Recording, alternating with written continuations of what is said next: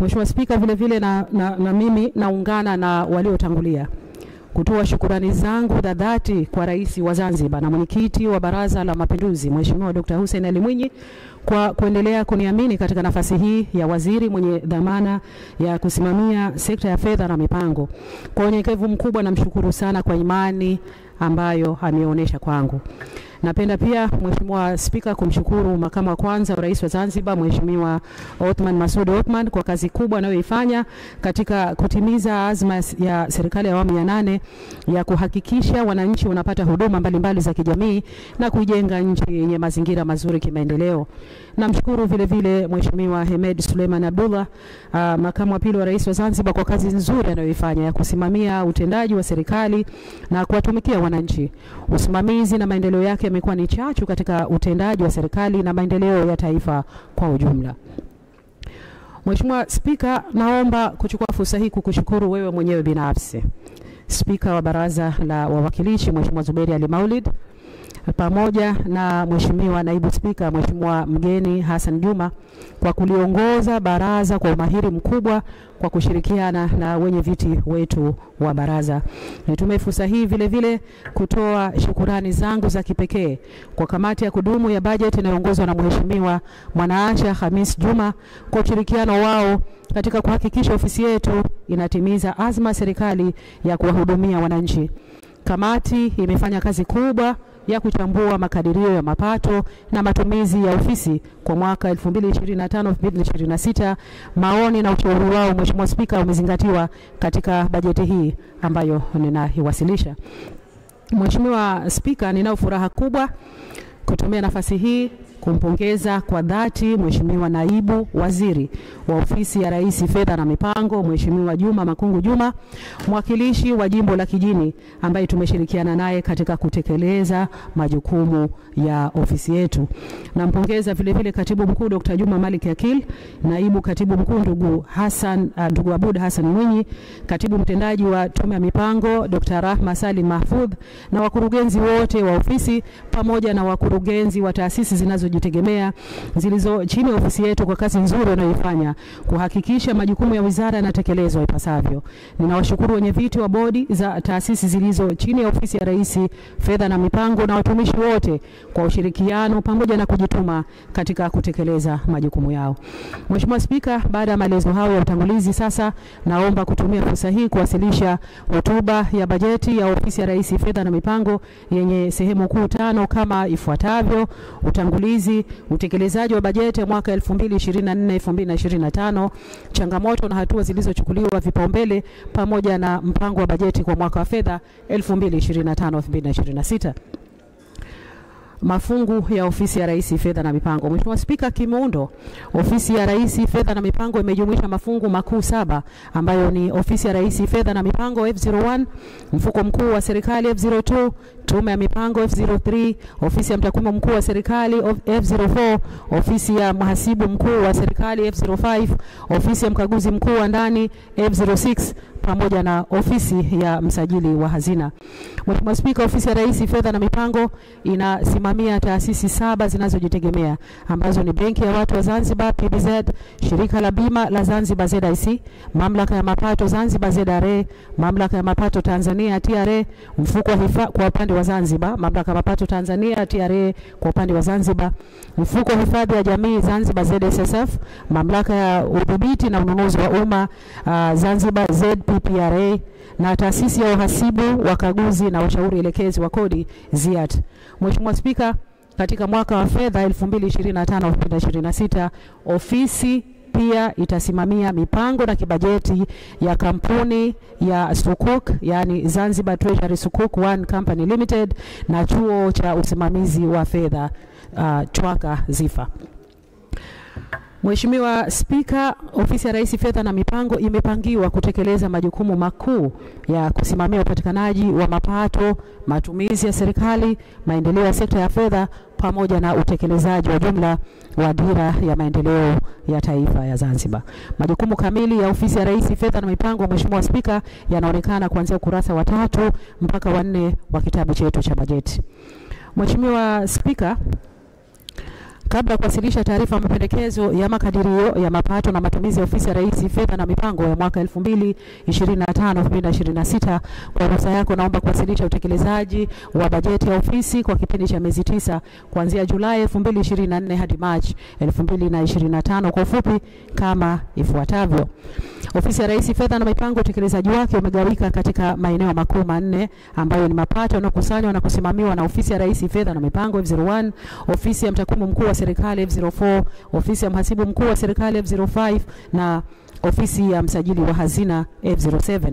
Utekelezaji wa matumizi yanayosimamiwa na Ofisi ya Rais Fedha na Mipango F01, Mfuko Mkuu wa Serikali F02, Tume ya Mipango Zanzibar F03, Ofisi ya Mtakwimu Mkuu wa Serikali F04, Ofisi ya Mhasibu Mkuu wa Serikali F05, Ofisi ya Mkaguzi Mkuu wa Ndani wa Serikali F06 na Ofisi ya Msajili wa Hazina F07. Utekelezaji wa miradi ya maendeleo unayosimamiwa na Ofisi ya Rais Fedha na Mipango pamoja na utekelezaji wa taasisi zinazosimamiwa na Ofisi ya Rais Fedha na Mipango. Ukusanyaji wa mapato. Mheshimiwa Spika, katika mwaka wa fedha 2024-2025 ofisi ilikadiriwa kukusanya shilingi trilioni 4 bilioni 901 na milioni 691 ambayo ni ongezeko la 77% ikilinganishwa na makadirio ya kukusanya shilingi trilioni 2 bilioni 767 milioni 839 ya mwaka wa fedha 2023-2024. Mapato hayo yamejumuisha mapato katika mafungu ya F01, F04, F05 na F07 na hadi kufikia Machi 2025 ofisi imekusanya shilingi trilioni 2 bilioni 46 milioni 780 sawa na 64% ya makadirio ya shilingi trilioni 3 bilioni 195 milioni 705 katika kipindi cha tathmini. Mheshimiwa Spika, sababu za kutofikiwa kwa lengo la ukusanyaji wa mapato ni pamoja na kuchelewa kupatikana kwa fedha za washirika wa maendeleo pamoja na mikopo kwa ajili ya miradi ya maendeleo. Mchanganuo wa mapato hayo kwa mafungu ni kama ifuatavyo. Mapato ya fungu F01 Ofisi ya Rais Fedha na Mipango katika kipindi cha Julai hadi Machi 2025. Fungu F01 limekusanya shilingi trilioni 1 bilioni 500 milioni 493 sawa na 85% ya makadirio ya kukusanya shilingi trilioni 1 bilioni 771 milioni 803 ya kipindi cha tathmini. Mapato haya yamejumuisha mapato ya kodi, mapato kutoka kwa washirika wa maendeleo pamoja na mapato yasiokuwa ya kodi. Fungu F04 Ofisi ya Mtakwimu Mkuu wa Serikali. Mheshimiwa Spika, katika kipindi cha Julai hadi Machi 2025 ofisi imekusanya shilingi milioni 63 sawa na 65% ya makadirio ya kukusanya shilingi milioni 97 kipindi cha tathmini ambavyo vyanzo vyake ni vibali vya utafiti shilingi milioni 37 na ukodishwaji wa kumbi za mikutano shilingi milioni 26.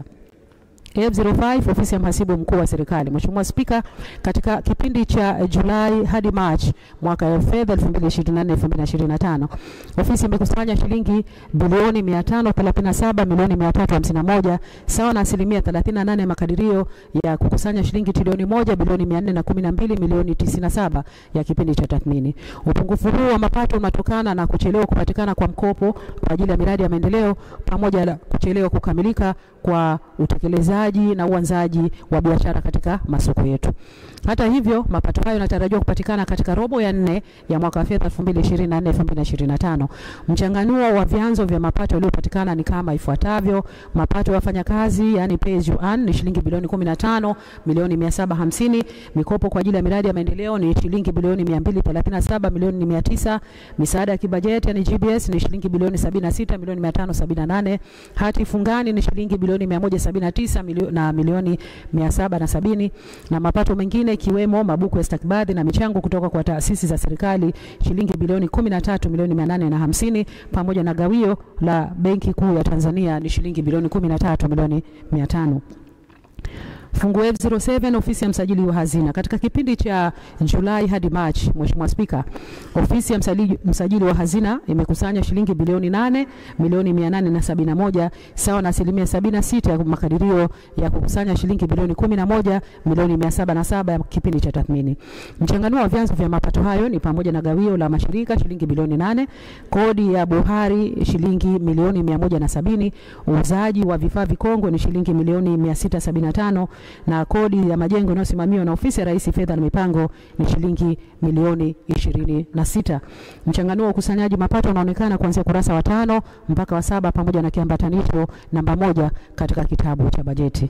Kwa upande wa matumizi, Mheshimiwa Spika, kwa kipindi cha Julai hadi Machi, matumizi ya ofisi ya Rais Fedha na Mipango yamefikia shilingi bilioni 589 milioni 161 sawa na 76% ya makadirio ya shilingi bilioni 770 na milioni 826 katika kipindi cha tathmini.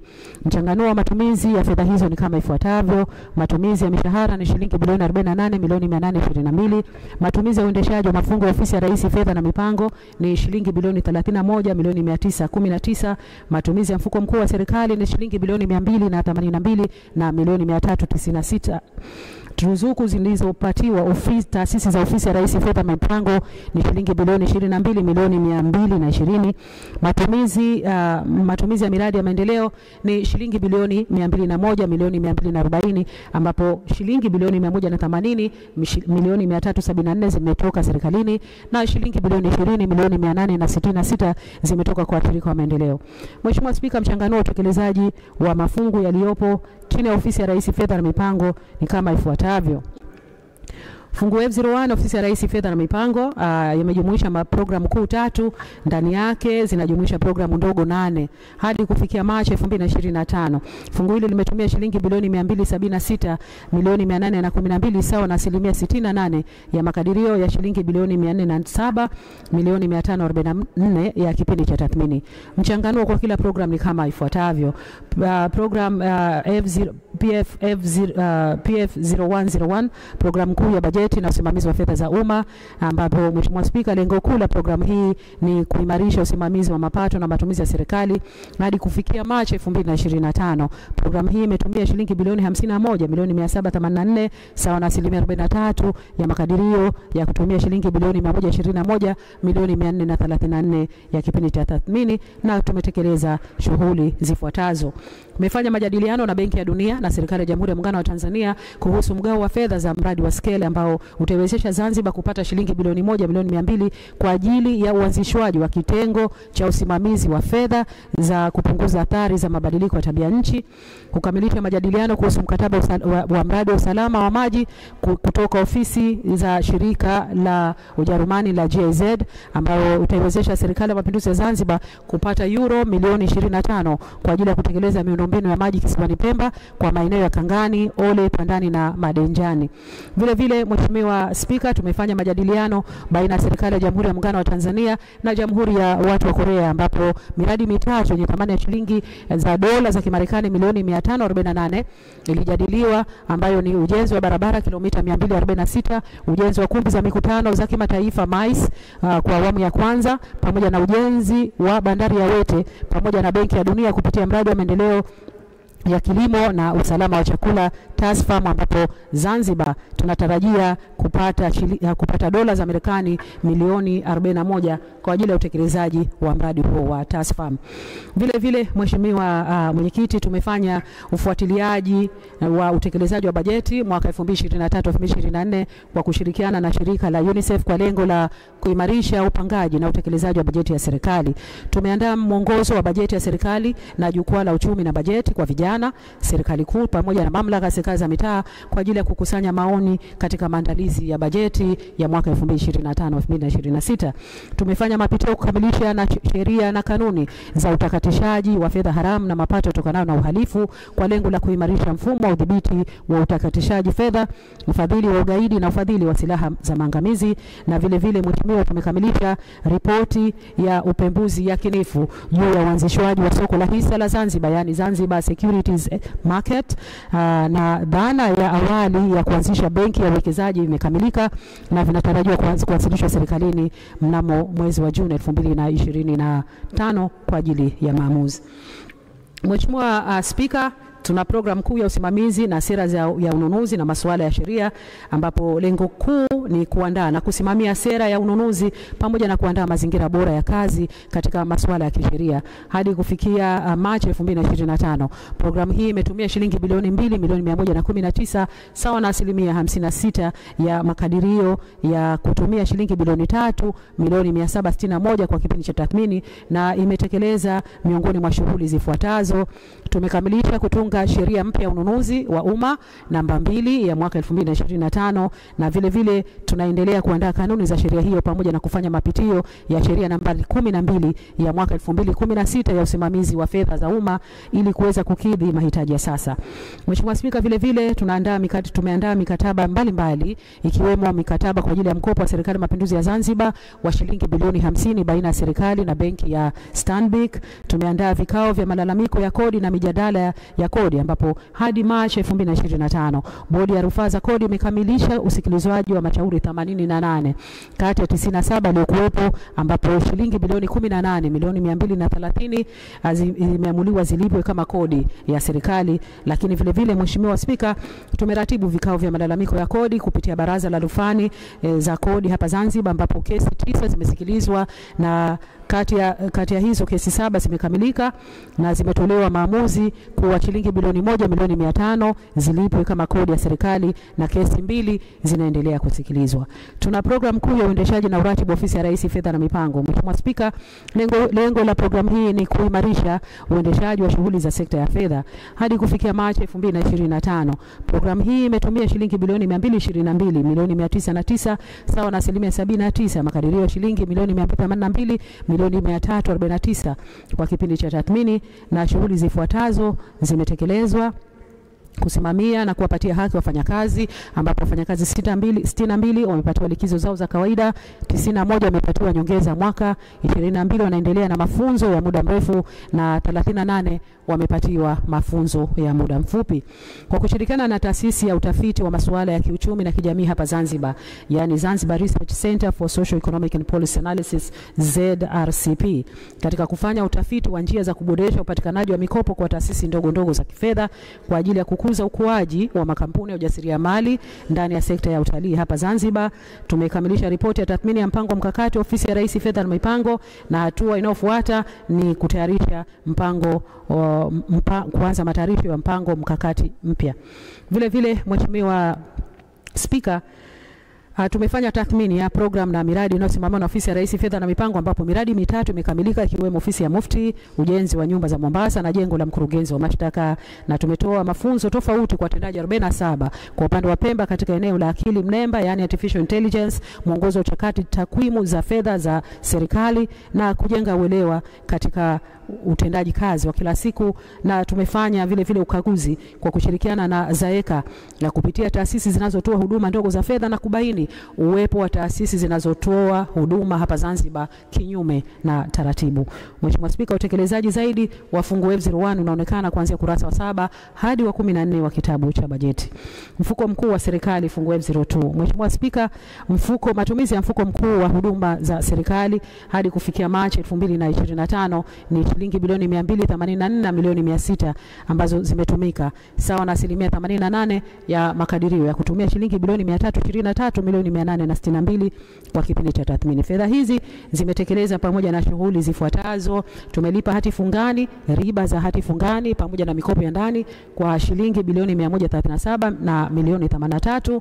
Tumelipa mafao ya kinua mgongo shilingi bilioni 26,406,000 kwa wastaafu 872 wa serikali ya Mapinduzi ya Zanzibar. Tumelipa pension kwa shilingi bilioni 34,821,000 kwa wastani wastaafu 13,110 wa serikali ya Mapinduzi ya Zanzibar. Mheshimiwa Spika, vile vile tumelipa pensheni jamii kwa shilingi bilioni 14,420,000 kwa wastani wazee 31,256 waliofikia umri wa miaka 70. Tumelipa mishahara ya viongozi wakuu wa serikali ya Mapinduzi ya Zanzibar shilingi bilioni 2,207,000 pamoja na matumizi mbalimbali ya serikali ya Mapinduzi ya Zanzibar shilingi bilioni 69,663. Tume ya Mipango Zanzibar fungu F03.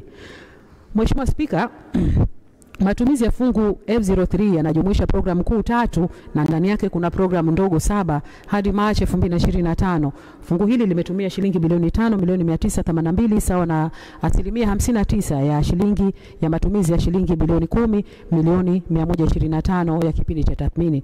Mchanganuo wa matumizi kwa programu kuu ni kama ifuatavyo. PF0301 programu kuu ya uratibu wa mipango ya kitaifa na maendeleo ya watendakazi, ambapo lengo lake ni kuimarisha uratibu na mipango ya maendeleo ya kitaifa na kufanya ufuatiliaji na tathmini wa mipango hiyo. Hadi Machi 2025 programu hii imetumia shilingi bilioni 3,686 sawa na 55% ya makadirio ya shilingi bilioni 6,680 ya kipindi cha tathmini na imetekeleza pamoja na shughuli zifuatazo. Tumekusanya maoni kwa ajili ya kupata mpango mpya wa maendeleo ya muda wa kati ZADEP ambao umefikia ukomo, na tunaandaa mpango wa maendeleo mpya wa ZADEP kuanzia mwaka 2026 hadi 2031.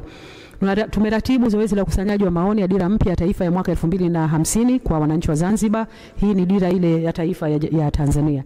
Mheshimiwa Spika, vile vile tumeandaa mkakati wa mapendekezo ya utayari wa Zanzibar kuwa mwenyeji wa miongoni mwa mechi za shirikisho la mpira wa miguu barani Afrika AFCON 2027. Mheshimiwa Spika, vile vile tumejadili mpango mkuu wa usimamizi wa taka ngumu, utafiti wa upangaji na uwekaji wa mfumo wa usafiri wa umma unaotumia umeme Zanzibar, mapitio ya muundo mpya wa mpango wa kunusuru kaya maskini ya awamu ya 3 ikiwemo mapendekezo ya bajeti tengefu pamoja na mkakati wa upatikanaji wa fedha za kukabiliana na mabadiliko ya tabia nchi. Lakini vile vile Mheshimiwa Spika, tumefanya uhakiki wa fidia za mali ya wananchi waliopisha utekelezaji wa miradi ya maendeleo katika maeneo mbalimbali kwa Unguja na Pemba, na tumefanya uhakiki wa taarifa za daftari la shehia kwa kutumia teknolojia ya Geographical Information System, ambapo majengo 19,855 katika shehia 40 za wilaya ya mjini yameingizwa katika mfumo wa shehia register.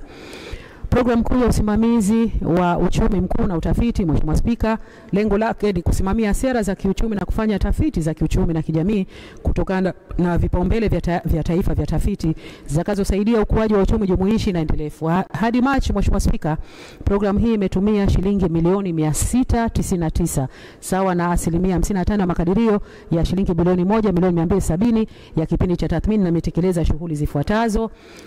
Tumetoa ripoti 9 za hali ya mfumuko wa bei na ripoti 3 za mwenendo wa hali ya kiuchumi tumezijadiliwa na kutolewa mapendekezo ambapo yatapelekea kupungua kwa mfumuko wa bei hapa Zanzibar. Tumepitia mapitio ya kuimarisha modeli ya kiuchumi financial programming ambayo yamefanyika kwa ajili ya kutoa mwelekeo wa hali ya uchumi kwa mwaka 2025, na tumefanya utafiti wa kuliimarisha, kuliendeleza na kulinusuru zao la karafuu kwa kushirikiana na taasisi ya utafiti wa kilimo ZARI, Chuo Kikuu cha Dar es Salaam na Chuo Kikuu cha Kilimo cha Sokoine, na utafiti huo Mheshimiwa Spika unaendelea. Katika utafiti huo wakulima 865 na masheha 145 kwa Unguja na Pemba wamehojiwa. Vile vile taarifa za udongo ziko maabara kwa ajili ya kuendelea na uchunguzi. Programu kuu ya uendeshaji na utumishi wa tume ya mipango, lengo lake ni kusimamia shughuli za utendaji na utumishi ndani ya tume ya mipango na kuhakikisha kazi zote zinatekelezwa kwa umakini na ufanisi. Mheshimiwa Spika, hadi Machi 2025 programu imetumia shilingi bilioni 1,596 sawa na 73% ya makadirio ya kutumia shilingi bilioni 2,175 kwa kipindi cha tathmini na imetekeleza shughuli pamoja na zifuatazo: ununuzi wa vitendea kazi, tumewapatia mafunzo ya muda mrefu wafanyakazi 5, muda mfupi wafanyakazi 4 pamoja na mafunzo ya ndani yametolewa kwa wafanyakazi 55. Tumeratibu kutengeneza mkakati wa usalama barabarani pamoja na kutekeleza maagizo yaliyotolewa katika kikao cha tume ya mipango juu ya utekelezaji wa mkakati huo, pamoja na tumeratibu shughuli za ofisi kwa upande wa Pemba kwa kushirikiana na ofisi kuu Unguja katika kusimamia miradi ya maendeleo na ufuatiliaji wake pamoja na kushiriki vikao kazi. Utekelezaji zaidi wa fungu F03, Mheshimiwa Spika, unaonekana kuanzia kurasa 15 hadi wa 18 wa kitabu cha bajeti.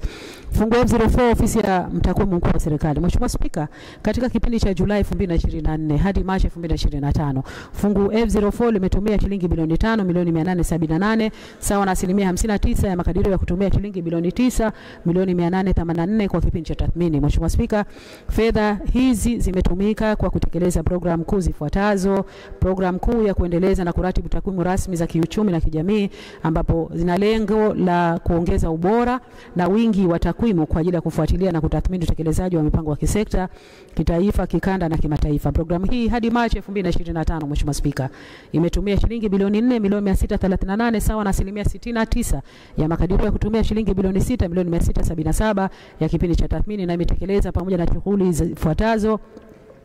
Tumetoa ripoti 45 na kusambazwa kwa wadau kwa njia tofauti, kwa njia ya tovuti, machapisho na vyombo vya habari. Ripoti hizo zinajumuisha takwimu za faharisi za bei za mlaji, takwimu za wageni wanaoingia Zanzibar, takwimu za uagizaji na usafiri wa bidhaa, takwimu za matukio ya ajali na makosa barabarani, pamoja na ripoti za takwimu za ukatili na udhalilishaji wa kijinsia kwa wanawake na watoto. Mheshimiwa Spika, ripoti hizi zinakuwa zinasikika kila baada ya muda katika shughuli zetu za kila siku. Mheshimiwa Spika, vile vile tumeendelea kushirikiana na shirika la chakula la kilimo duniani kwa matayarisho ya kazi za ukusanyaji na taarifa za utafiti wa kilimo awamu ya pili, na tumeratibu vibali vya tafiti 510, na kati ya hivyo vibali 448 vimetolewa kwa wanafunzi, vibali 30 vimetolewa kwa taasisi za serikali, vibali 3 vimetolewa kwa taasisi binafsi, pamoja na vibali 3 vimetolewa kwa watafiti wa kujitegemea, na vibali 26 vimetolewa kwa wageni.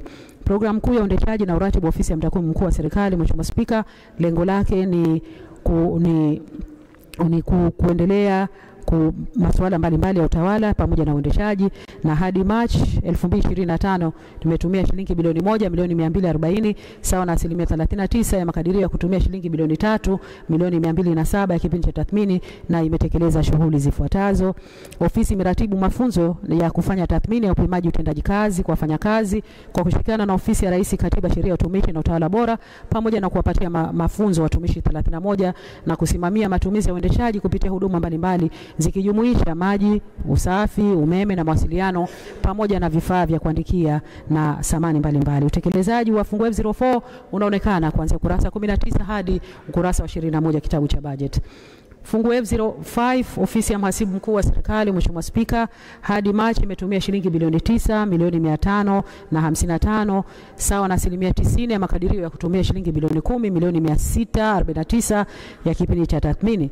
Fedha hizo zimetumika kutekeleza programu kuu zifuatazo. Programu kuu ya usimamizi wa hazina ambapo imetumia shilingi bilioni 370 sawa na 61% ya makadirio ya kutumia shilingi milioni 611 ya kwa kipindi cha tathmini, na imetekeleza pamoja na shughuli zifuatazo: kufanya ufuatiliaji wa mapato yasiokuwa ya kodi katika wizara, taasisi mbalimbali ya serikali ili kujua changamoto na mafanikio, na hali hiyo imepelekea ongezeko la 21% la kufikia shilingi bilioni 155,168 kutoka shilingi bilioni 121,836 kwa mwaka wa fedha 2023/2024. Mheshimiwa Spika, vile vile tumeratibu malipo ya mkopo kutoka benki za PBZ, NBC na CRDB, mfuko wa hifadhi ya jamii ZSSF, pamoja na hati fungani 3 za serikali ambazo zimeiva. Mheshimiwa Spika, vile vile tumetoa mikopo ya maafa kwa wafanyakazi, tumeratibu upatikanaji wa hati fungani yenye kuzingatia misingi ya sheria, na kufanya uhakiki wa wastaafu wanaopokelea pensheni ofisi ya Rais, Fedha na Mipango, ambapo wastaafu 13,250 wamehakikiwa sawa na 88% yaliyokadiriwa, ambapo tulikadiria kuwahakiki wastaafu 15,066. Programu ya uendeshaji na uratibu ofisi ya mhasibu mkuu wa serikali hadi Machi imetumia shilingi bilioni 9,185 sawa na 91% makadirio ya kutumia shilingi bilioni 10,038 ya kipindi cha tathmini, na tumetekeleza pamoja na mambo yafuatayo: malipo kwa wafanyakazi 12 waliokuwa wameenda likizo, na vile vile kutayarisha stahiki za wafanyakazi wawili ambao tayari wamestaafu, kuandaa tovuti ya ofisi ya mhasibu mkuu wa serikali ambapo sasa ipo katika hatua za mwisho kufanywa mapitio, kuandaa mpango mkakati wa ofisi ya mhasibu mkuu wa serikali, usimamizi wa mapato, uratibu wa shughuli za ofisi ya mhasibu mkuu wa serikali, pamoja na kuwajengea uwezo wa watendaji 9.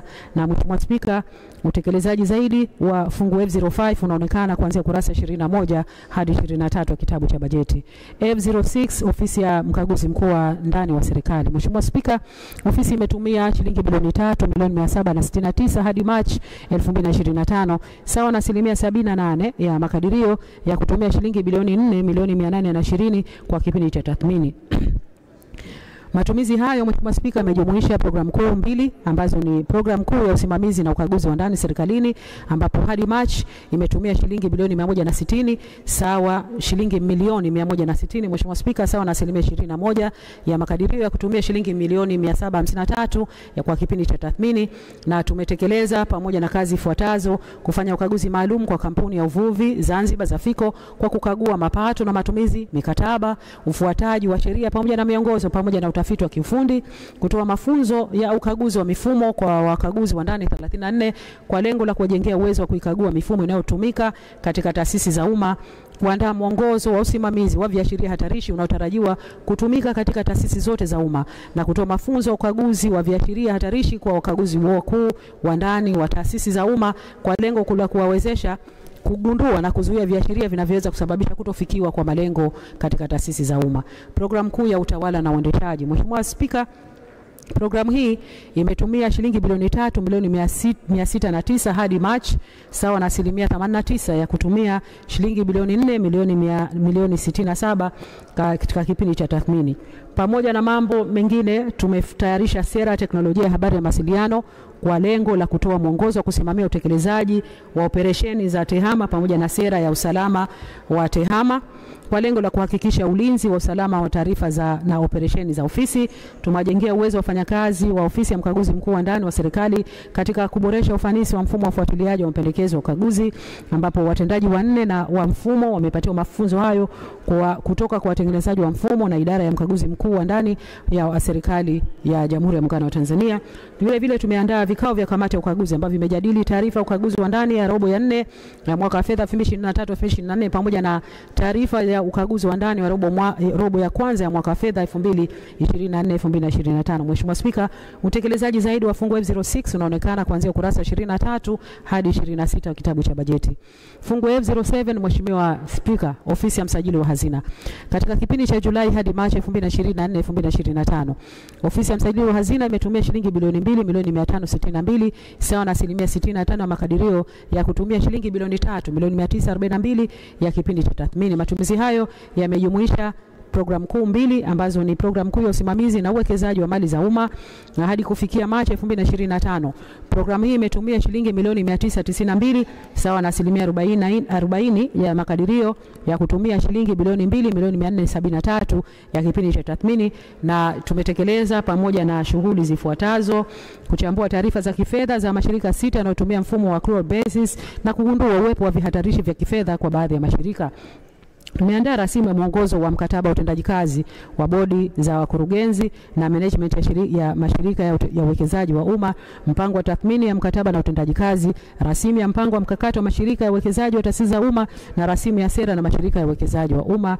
Vile vile tumekamilisha mwongozo wa usimamizi wa mali za umma na kufanikisha kutoa mafunzo juu ya mfumo wa usimamizi wa mali ZIGAMIS kwa taasisi 52 za serikali. Lakini vile vile ofisi imeendelea na uratibu wa uanzishwaji wa kitengo cha usimamizi wa mali za serikali katika taasisi za umma zinazohitaji uwepo wa kitengo hicho, ambapo zaidi ya taasisi 126 zimeorodheshwa na kuwasilishwa watumishi wa umma kuendelea na zoezi. Programu kuu ya uendeshaji na utawala ofisi wa shughuli za ofisi ya msajili wa hazina, ambapo hadi kufikia March 2025 zimetumia programu hii imetumia shilingi bilioni 1 milioni 569 sawa na 107% makadirio ya kutumia shilingi bilioni 1 milioni 468 ya kipindi cha tathmini, na imetekeleza pamoja na shughuli zifuatazo: tumeandaa rasimu 3 za miongozo ya usimamizi wa mali za serikali, kumefanya ukaguzi wa vyombo vya moto, mitambo na mashine kwa wizara 7 na taasisi 23, maslahi ya watumishi pamoja na ukaguzi wa maghala ya Wizara ya Biashara, na tumekagua vile vile majengo 9 na sehemu za wazi 2 zilizokodishwa na ofisi ya msajili wa hazina Pemba. Na Mheshimiwa Spika, utekelezaji zaidi wa fungu F07 unaonekana kuanzia ukurasa 26 mpaka 28 wa kitabu cha bajeti. Mheshimiwa Spika, utekelezaji wa miradi ya maendeleo chini ya ofisi ya Rais Fedha na Mipango. Mheshimiwa Spika, tuna mradi wa programu ya ukuzaji uchumi jumuishi yani Big Z. Programu hii ina lengo la kuimarisha miundombinu haiba ya Zanzibar na kukuza maendeleo ya kiuchumi katika utoaji wa huduma, uhifadhi wa urithi na usimamizi jumuishi wa miji.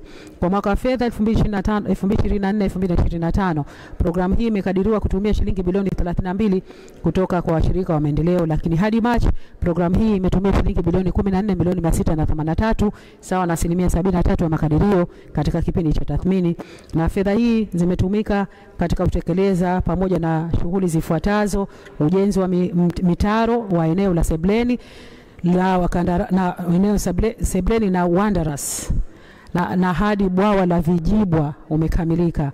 Ujenzi wa mitaro unaendelea katika maeneo ya barabara ya Sogea Denja, Magomeni Jitini kwenye Shimo la Nguruwe, mtaro wa pembezoni mwa barabara ya kwa Mchina Mwanzo hadi Magereza yani Jang'ombe Green Corridor, mtaro wa barabara ya Magomeni kwa Najim hadi uwanja wa Wanderers unaungana na bwawa la Vijibwa, na mtaro wa kwa Boko hadi Magazeti unaendelea.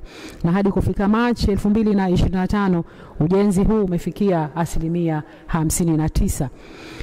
Mheshimiwa Spika, vile vile tunaendelea na ujenzi wa barabara ya Jang'ombe pamoja na kuanza ujenzi wa barabara ya Sogea Denja na barabara ya Magazeti kwa Boko. Hadi kufikia Machi ujenzi umefikia 42%. Ununuzi wa vifaa vya usafi, gari 2 za kubebea taka, makontena 10 ya kubebea taka pamoja na vikapu 20 vya kubebea taka kwa mabaraza ya miji na manispaa za Unguja na Pemba umefanyika. Lakini vile vile Mheshimiwa Spika, tumekamilisha na kukamilika na kuadhibiwa kwa ripoti za upembuzi yakinifu usanifu wa michoro kwa eneo la Michenzani, kuimarisha miji ya Pemba, ujenzi wa maeneo ya utalii ya Nuru, Chwaka na Makunduchi pamoja na ujenzi wa vituo vya kukusanyia taka. Programu ya ujenzi wa ofisi za serikali. Mheshimiwa Spika, programu hii ina lengo la kuweka mazingira bora ya kazi ili kuimarisha ufanisi katika kutoa huduma stahiki kwa wananchi. Kwa mwaka 2024-2025, programu imepangiwa shilingi bilioni 113,980 kutoka serikalini, ambazo fedha hizo zimejumuisha fedha za ujenzi wa mji wa serikali na ukamilishaji wa ofisi za serikali. Hadi kufikia Machi 2025, shilingi bilioni 13,658 zimetumika kwa ajili ya ukamilishaji wa ofisi za serikali sawa na 38% ya makadirio ya shilingi bilioni 35,890, na fedha hizi zimetumika kwa kuendeleza ujenzi wa ofisi za serikali ikiwemo ofisi ya Tume ya Uchaguzi, ofisi ya Mufti Zanzibar, ofisi ya mpiga chapa mkuu pamoja na ofisi ya mkurugenzi wa mashtaka. Mheshimiwa Spika, vile vile kuhusu ujenzi wa mji wa serikali, kampuni 7 tayari zimeonyesha nia na kufanya mazungumzo na serikali kuhusu ujenzi huo. Hata hivyo bado serikali inaendelea kupitia nyaraka zao kwa lengo la kufanya maamuzi stahiki. Programu ya mageuzi katika usimamizi wa fedha PFMRP na awamu ya 4 ya awamu ya 6. Mheshimiwa, programu hii ina lengo la kuimarisha usimamizi wa fedha za umma katika utoaji wa huduma bora kwa wananchi. Programu hii imepangiwa kutumia shilingi milioni 400 kutoka serikalini na shilingi bilioni 4,458 kutoka kwa washirika wa maendeleo, na hadi March 2025 programu imetumia shilingi bilioni 2,040,000 sawa na 56% ya makadirio ya kutumia shilingi bilioni 3,643 kipindi cha tathmini. Na utekelezaji umetekelezwa shughuli zifuatazo: kuimarisha na kuanzisha mifumo inayohusiana na usimamizi wa kodi, ukaguzi pamoja na usimamizi wa mpango wa bajeti, na hadi kufikia March mifumo 2 tayari imekamilika. Tumefanya mapitio na kutoa miongozo inayohusiana na sheria mbalimbali za mapato, matumizi, udhibiti na ukaguzi wa taasisi za serikali. Hadi kufikia March mradi huu umefikia 60% pamoja na watumishi 219 sawa na 60% wamejengewa uwezo kuhusiana na mipango, bajeti, udhibiti, ukaguzi pamoja na usimamizi wa fedha za umma. Mradi wa uimarishaji rasilimali za ndani na usimamizi wa maliasili ISP DRM. Mheshimiwa Spika, lengo la mradi huu ni kuimarisha rasilimali za ndani na usimamizi wa rasilimali zile za maliasili. Kwa mwaka 2024-2025 mradi huu umepangiwa kutumia shilingi bilioni 1,065,000 hadi kufikia March 2025. Shilingi milioni 329 zimetumika sawa na 65% ya makadirio ya kutumia shilingi milioni 500 ya kipindi cha tathmini. Fedha hizo zimetumika kwa kuandaa sheria na miongozo ya madini, sheria ya usimamizi wa mapato yatokanayo na utafutaji na uchimbaji wa mafuta na gesi asilia pamoja na uendeshaji wa mradi. Mpango kabambe Mheshimiwa wa uimarishaji takwimu Tanzania awamu ya 2 TSMAP. Mheshimiwa Spika, Ofisi ya mtakwa mkuu wa serikali inaendelea na utekelezaji wa programu imarishaji takwimu ya awamu ya pili, yani Tanzania Statistical Master Plan 2, kwa lengo la kuimarisha shughuli za kitakwimu Zanzibar ili kuwezesha upatikanaji na utoaji wa takwimu za kawaida, yani routine data kwa wakati.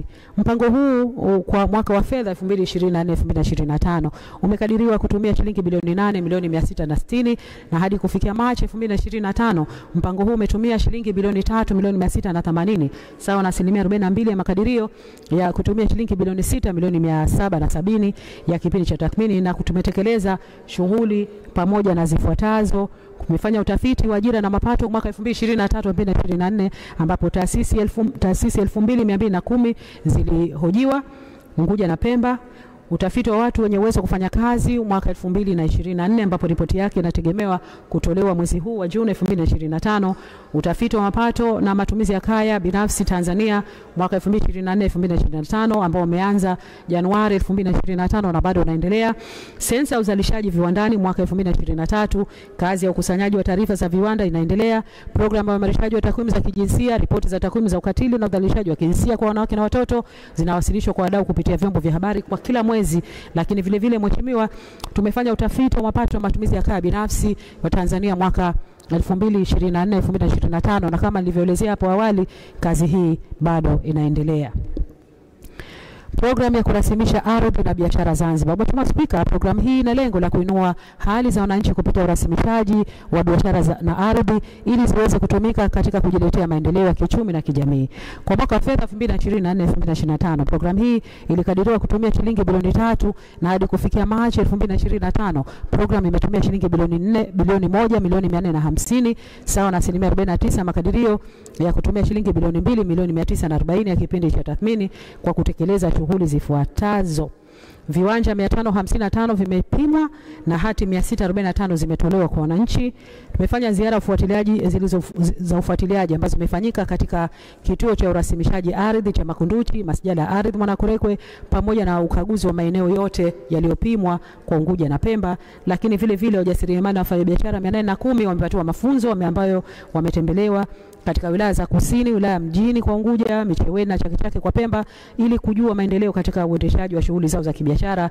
Lakini vile vile wajasiriamali na wafanya biashara wadogo 1,020 wamepatiwa mafunzo ya usimamizi wa biashara ikiwemo jinsi ya kuweka kumbukumbu, mbinu za uendeshaji wa biashara, fursa za mikopo katika benki na taasisi za uwezeshaji, pamoja na umuhimu wa kujiunga na mifuko ya hifadhi ya jamii kama ZSSF na usajili wa biashara zao, ambapo kati ya hao wafanya biashara 409 tayari wamesajili biashara zao.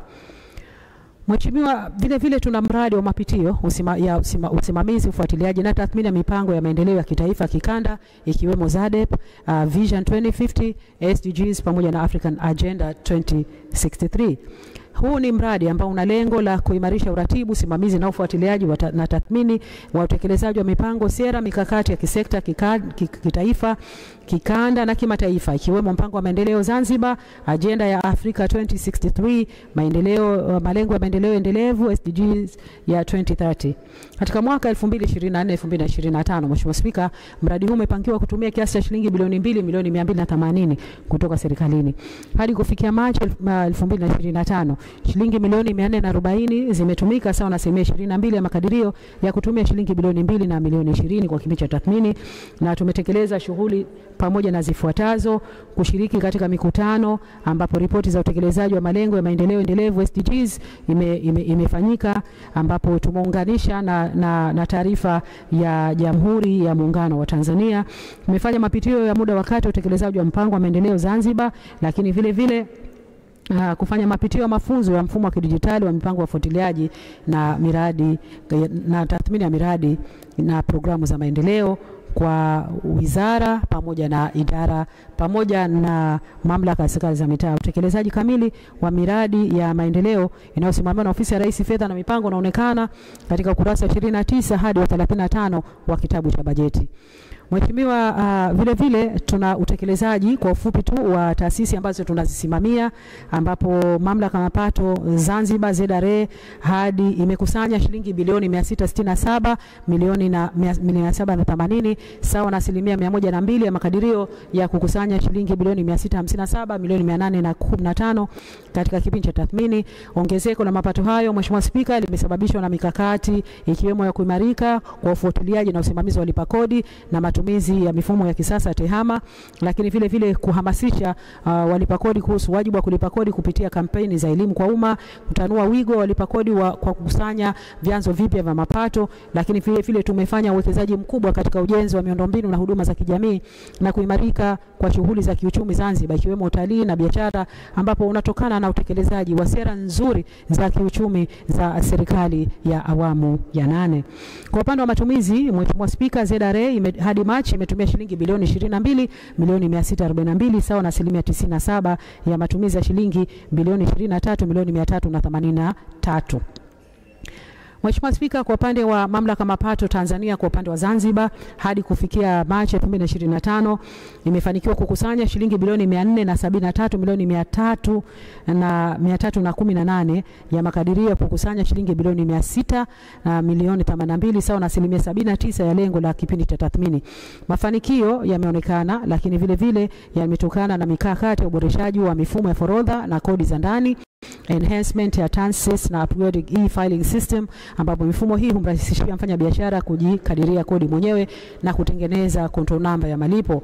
Mamlaka ya ununuzi na uondoaji wa mali za umma ZPPDA kwa mwaka wa fedha 2024-2025, mamlaka ambayo sasa hivi ni ZPPRA, imekadiriwa kukusanya shilingi milioni 989 kutoka katika vyanzo vyake mbalimbali vya mapato ikiwemo usajili wa watoa huduma, ada za mafunzo ya mpango wa manunuzi, ada za nyaraka za zabuni na matangazo ya zabuni, na hadi Machi, Mheshimiwa Spika, imekusanya shilingi milioni 446 sawa na 62% ya makadirio ya kukusanya shilingi milioni 718.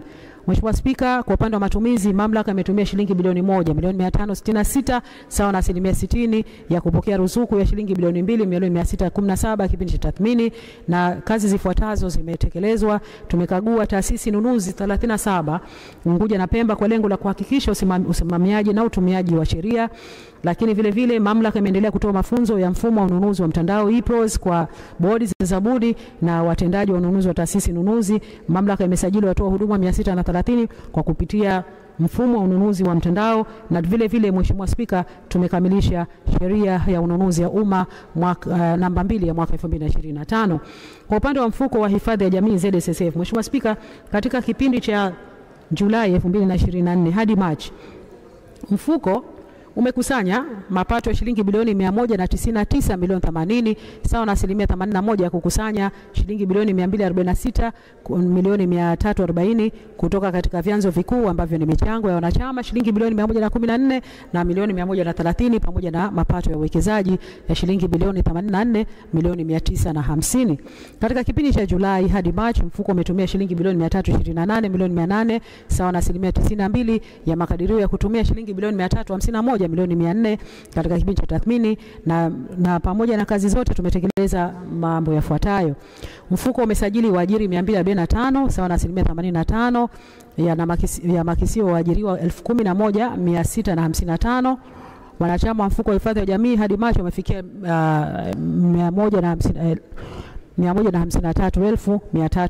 153,351. Tumefanya ukaguzi wa ajira 1,765.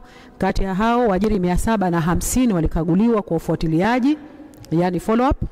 Waajiri 702 wamekaguliwa kwa ukaguzi wa kawaida routine, na waajiri 313 walikaguliwa katika zoezi la ukaguzi wa waajiriwa wapya survey inspection.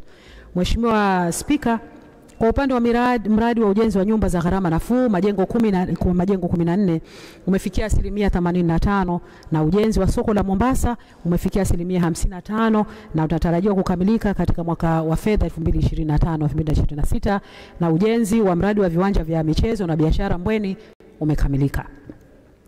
Shirika la bima la Zanzibar ZIC. Mheshimiwa Spika, mapato ya shirika yanayotokana na vyanzo vyako vya mauzo pamoja na faida zinazotokana na uwekezaji imefanikiwa kukusanya shilingi bilioni 82 milioni 300 sawa na asilimia 142 ya makadirio ya kukusanya shilingi bilioni 57 milioni 800 ya kipindi cha tathmini. Ongezeko hilo la asilimia 42, Mheshimiwa Spika, limechangiwa kwa kiasi kikubwa na mapato yanayotokana na uanzishwaji wa sera ya bima ya lazima ya wageni hapa Zanzibar, yani inbound travel insurance kwa wageni wanaoingia Zanzibar. Mheshimiwa Spika, katika kipindi cha Julai hadi March, shirika limetumia shilingi bilioni 16 milioni 700 ambapo bilioni 6 milioni 800 zimetumika kulipa madai mbalimbali ya wateja waliopata ajali na kutimiza matakwa ya sheria za bima. Shilingi bilioni 2 milioni 800 zimetumika kulipa ujira kwa mawakala na madalali wanaofanya biashara ya bima kwa niaba ya shirika, na shilingi bilioni 7 milioni 200 kwa ajili ya gharama za uendeshaji wa ofisi. Benki ya Watu wa Zanzibar PBZ. Mheshimiwa Spika, kwa kipindi cha Julai 2024 hadi Machi 2025, PBZ imeendelea kukuza mapato yake halisi kufikia shilingi bilioni 161 milioni 534 ikiwa sawa na asilimia 93 ukilinganisha na mapato yaliyokadiriwa ya shilingi bilioni 173 milioni 439. Ongezeko la mapato kwa kiwango kikubwa limesababishwa na kuongezeka kwa faida za mikopo, faida za benki ya Kiislamu pamoja na huduma za kielektroniki kwa kipindi hicho. Kwa upande wa matumizi, Mheshimiwa Spika, PBZ imetumia shilingi bilioni 88 milioni 730 ukilinganisha na makadirio ya shilingi bilioni 100 milioni 670 sawa na asilimia 88 ya kipindi cha tathmini. Benki imeweza kufikia lengo la kupata faida kwa asilimia 100 katika kipindi cha Julai 2024 mpaka March kutoka kiwango kilichokadiriwa awali shilingi bilioni 72 milioni 768 hadi kufikia shilingi bilioni 72 milioni 809. Mheshimiwa Spika, PBZ ni miongoni mwa walipa kodi wakubwa wa Serikali ya Mapinduzi ya Zanzibar kupitia Mamlaka ya Mapato Tanzania TRA pamoja na Mamlaka ya Mapato Zanzibar ZRA. Kwa kipindi cha miezi 9 imefanikiwa kulipa kodi ya shilingi bilioni 34 ikiwa ni ongezeko la ulipaji wa asilimia 14 ukilinganisha na kiwango cha shilingi bilioni 30 ambacho kililipwa katika kipindi cha Julai 2023 hadi Machi 2024.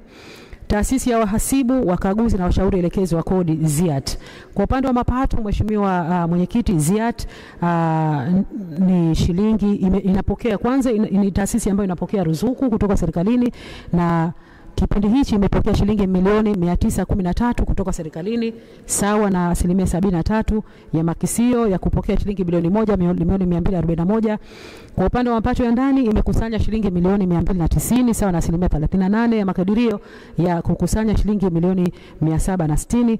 Upungufu wa makusanyo hayo umetokana na kuchelewa kufanya mafunzo kwa wanachama na wadau wengine. Hata hivyo, Mheshimiwa Spika, mafunzo hayo yamefanyika katika mwezi wa Mei na mapato yaliyokusanywa yalitokana na ada za usajili wa wanachama, ada ya mwaka kwa wanachama, ada ya leseni kwa kampuni zinazofanya kazi za kiuhasibu, ukaguzi wa kodi na kuendesha mafunzo maalum kwa wafanyakazi wapya ofisi ya mkaguzi mkuu wa ndani wa serikali na mafunzo ya muda mfupi kwa bodi ya wakurugenzi ya kamisheni ya ardhi. Kwa upande wa matumizi, Mheshimiwa Spika, ZIAT imetumia shilingi milioni 465 kwa ajili ya matumizi ya kawaida sawa na asilimia 38. Fedha hizo zimetekeleza pamoja na shughuli zifuatazo: kutayarisha mpango wa utekelezaji wa Statement of Member Obligations kwa ajili ya kujiunga na shirikisho la wahasibu duniani IFAC, kufanya ufuatiliaji wa wanachama serikalini na taasisi binafsi, na hadi kufikia mwezi Machi wanachama 615 tayari wamesajiliwa katika ngazi tofauti na kampuni 15 zimesajiliwa, kuingia makubaliano na TCU kwa ajili ya kuunganisha mifumo ya usajili wa wanafunzi. Lakini vile vile, Mheshimiwa Spika, tumeshatayarisha mitaala ya taaluma za kodi ambapo inategemewa kuanza mwezi Juni 2025. Mheshimiwa Spika, utekelezaji kamili wa taasisi zinazosimamiwa na Ofisi ya Rais Fedha na Mipango unaonekana katika kuanzia ukurasa 35 mpaka 41. Mheshimiwa Spika, vile vile tuna mashirikiano na taasisi nyingine ambapo kama inavyoonekana katika ukurasa wa 32 hadi ukurasa wa 33. Tuna mafanikio makubwa kama nilivyokuwa nimeelezea, Mheshimiwa Spika. Tumeweza kukusanya kodi zaidi ya asilimia 100, lakini vile vile tumenunua gari 150 na kuweza kutatua changamoto za usafiri. Tumeanzisha bima lazima ya usafiri wote wa wageni wanaofika Zanzibar ambayo inatoa kinga dhidi ya majanga na dharura pindi zinapotokea ndani ya siku 92 popote pale Zanzibar na Tanzania. Vile vile serikali imetunga sheria mpya ununuzi wa umma namba 2, lakini vile vile tumeratibu upatikanaji wa fedha fedha za miradi ya maendeleo. Mheshimiwa Spika, vile vile tumefanikiwa kuanzisha njia nyingine ya kuhudumia miradi ya maendeleo kupitia Sukuk yenye thamani ya shilingi trilioni 1 bilioni 115 ambayo ni ya muda wa miaka 7 na inalenga kukusanya fedha kwa ajili ya kugharamia miradi ya kimkakati ya maendeleo. Kwa awamu ya kwanza, Mheshimiwa Spika, kupitia Sukuk tumeweza kukusanya shilingi bilioni 381 milioni 385 ambayo hii ni sawa na 128%. Lakini vile vile kupitia ZSSF serikali imejenga kituo cha mabasi ya Kijangwani, maegesho ya gari Malindi pamoja na nyumba za makazi Mbweni. Tunazo changamoto ambazo tunaendelea kuzitatua. Kwanza, tumechelewa kukamilisha taratibu za miradi ikiwemo ya Big Z, mji wa serikali na ofisi nyingine. Tumeshindwa kuwasilisha, baadhi ya taasisi zinashindwa kuwasilisha vielelezo vya kutosha vya miradi na hivyo kupelekea kuchelewa kuanza kwa miradi. Utoaji wa risiti kwa wafanya biashara na wananchi, kudai risiti bado imekuwa ni changamoto, lakini vile vile eneo letu la utendaji wa kazi bado ni dogo kwa watendaji. Lakini hayo yote Mheshimiwa, tumewekea mikakati na tunaendelea kutatuliwa pamoja na hatua zinazoendelea. Kwa upande wa bajeti ya Ofisi ya Rais Fedha na Mipango kwa mwaka wa fedha 2025-2026, Mheshimiwa Spika, bajeti ya ofisi inazingatia dira ya maendeleo, mpango mkakati wa maendeleo muda wa kati, ilani ya Chama cha Mapinduzi pamoja na maagizo ambayo yanatolewa katika hotuba za Mheshimiwa Rais wa Zanzibar na mwenyekiti wa Baraza la Mapinduzi, hususan hotuba ambayo ametoa katika uzinduzi wa Baraza la Wawakilishi tarehe 11 mwezi wa 11 2020. Lakini vile vile tunazingatia mwenendo wa hali ya uchumi na mabadiliko ya teknolojia mifumo ya kielektroniki katika uimarishaji, ukusanyaji wa mapato na udhibiti wa upotevu wa mapato. Mheshimiwa Spika, kwa mwaka wa fedha wa 2025-2026, Ofisi ya Rais Fedha na Mipango imejipanga kutekeleza vipaumbele vifuatavyo: kusimamia ukusanyaji wa mapato ya serikali ikiwemo mapato ya ndani na mapato kutoka kwa shirika wa maendeleo, kuendelea kubuni vyanzo mbadala vya fedha kwa ajili ya kutekeleza miradi ya maendeleo ikiwemo hati fungani ya Sukuk na mashirikiano na sekta binafsi kwa taratibu zikiwemo za EPC plus finance pamoja na modalities nyingine za PPP. Tunakamilisha taratibu za kuanzisha chuo cha usimamizi wa fedha Zanzibar CHWAKA ZIFA baada ya kutokuwa skuli ya biashara ya chuo cha taifa cha Zanzibar SUZA. Tunakamilisha Mheshimiwa, pamoja na kusimamia utekelezaji wa soko la mitaji Zanzibar, yani Zanzibar Securities Exchange, kuimarisha upatikanaji wa takwimu za viashiria vya uchumi, uwekezaji na maendeleo ya huduma za jamii, kuandaa mpango wa maendeleo pamoja na mpango wa utekelezaji, mkakati wa mawasiliano na mpango wa ufuatiliaji na tathmini. Lakini vile vile pamoja na mambo mengine, Mheshimiwa Spika, tunaimarisha na kuongeza utekelezaji wa bajeti inayozingatia jinsia na usawa, yani gender responsive budget kwa wizara na taasisi za serikali kwa lengo la kuhakikisha fedha zote za umma zinapangwa na kutumika kwa mujibu wa mahitaji ya makundi mbalimbali ya kijamii. Mheshimiwa Spika, makadirio ya mapato kwa Ofisi ya Rais Fedha na Mipango, ambapo tunakadiria kukusanya kwa mwaka wa fedha 2025-2026 shilingi trilioni 6 milioni 527 milioni shilingi trilioni 6 bilioni 527 milioni 599. Makadirio hayo ni ongezeko la 33% ikilinganishwa na makadirio ya kukusanya shilingi trilioni 4 bilioni 901 milioni 691 yaliyopangwa kwa mwaka wa fedha 2024-2025. Ongezeko hili linatarajiwa kutokana na kuimarika kwa mifumo ya ukusanyaji wa mapato, kuongezeka kwa vyanzo vipya vya mapato, mikopo ya ndani kwa miradi ya maendeleo ikiwemo vile vile hati fungani aina ya Sukuk. Mheshimiwa Spika, mapato ambayo yamekadiriwa kukusanywa katika mafungu ya Ofisi ya Rais Fedha na Mipango: kwanza, fungu F01 imekadiriwa kukusanya shilingi trilioni 3 bilioni 518 milioni 630. F04 imekadiriwa kukusanya shilingi milioni 180. F05 imekadiriwa kukusanya shilingi trilioni 2 bilioni 980 milioni 289, na fungu F07 imekadiriwa kukusanya shilingi bilioni 28 milioni 500. Mheshimiwa Spika, mchanganuo wa mapato hayo kwa kila chanzo unaonekana katika ukurasa 46 na kiambatanisho namba 3 cha hotuba bajeti. Makadirio ya matumizi ya ofisi ya Rais Fedha na Mipango. Mheshimiwa Spika, ofisi inakadiriwa kutumia shilingi trilioni 1 bilioni 571 milioni 151. Makadirio hayo ni ongezeko la 38% ikilinganishwa na makadirio ya kutumia shilingi trilioni 1 bilioni 133 milioni 210 ambayo yamepangwa katika mwaka wa fedha 2024-2025. Ongezeko hili linatokana na kuongezeka jukumu la kusimamia taasisi mpya pamoja na matumizi ya serikali. Uchambuzi wa kila fungu ni kama ifuatavyo. Fungu F01 limekadiriwa kutumia shilingi bilioni 866 milioni 134. Kati ya fedha hizo shilingi bilioni 105 milioni 105 ni mishahara, ambapo shilingi bilioni 99 milioni 904 kwa ajili ya marekebisho ya mishahara, na shilingi bilioni 5 milioni 201 ni mishahara ya fungu F01. Shilingi bilioni 37 milioni 877 kwa matumizi ya kawaida.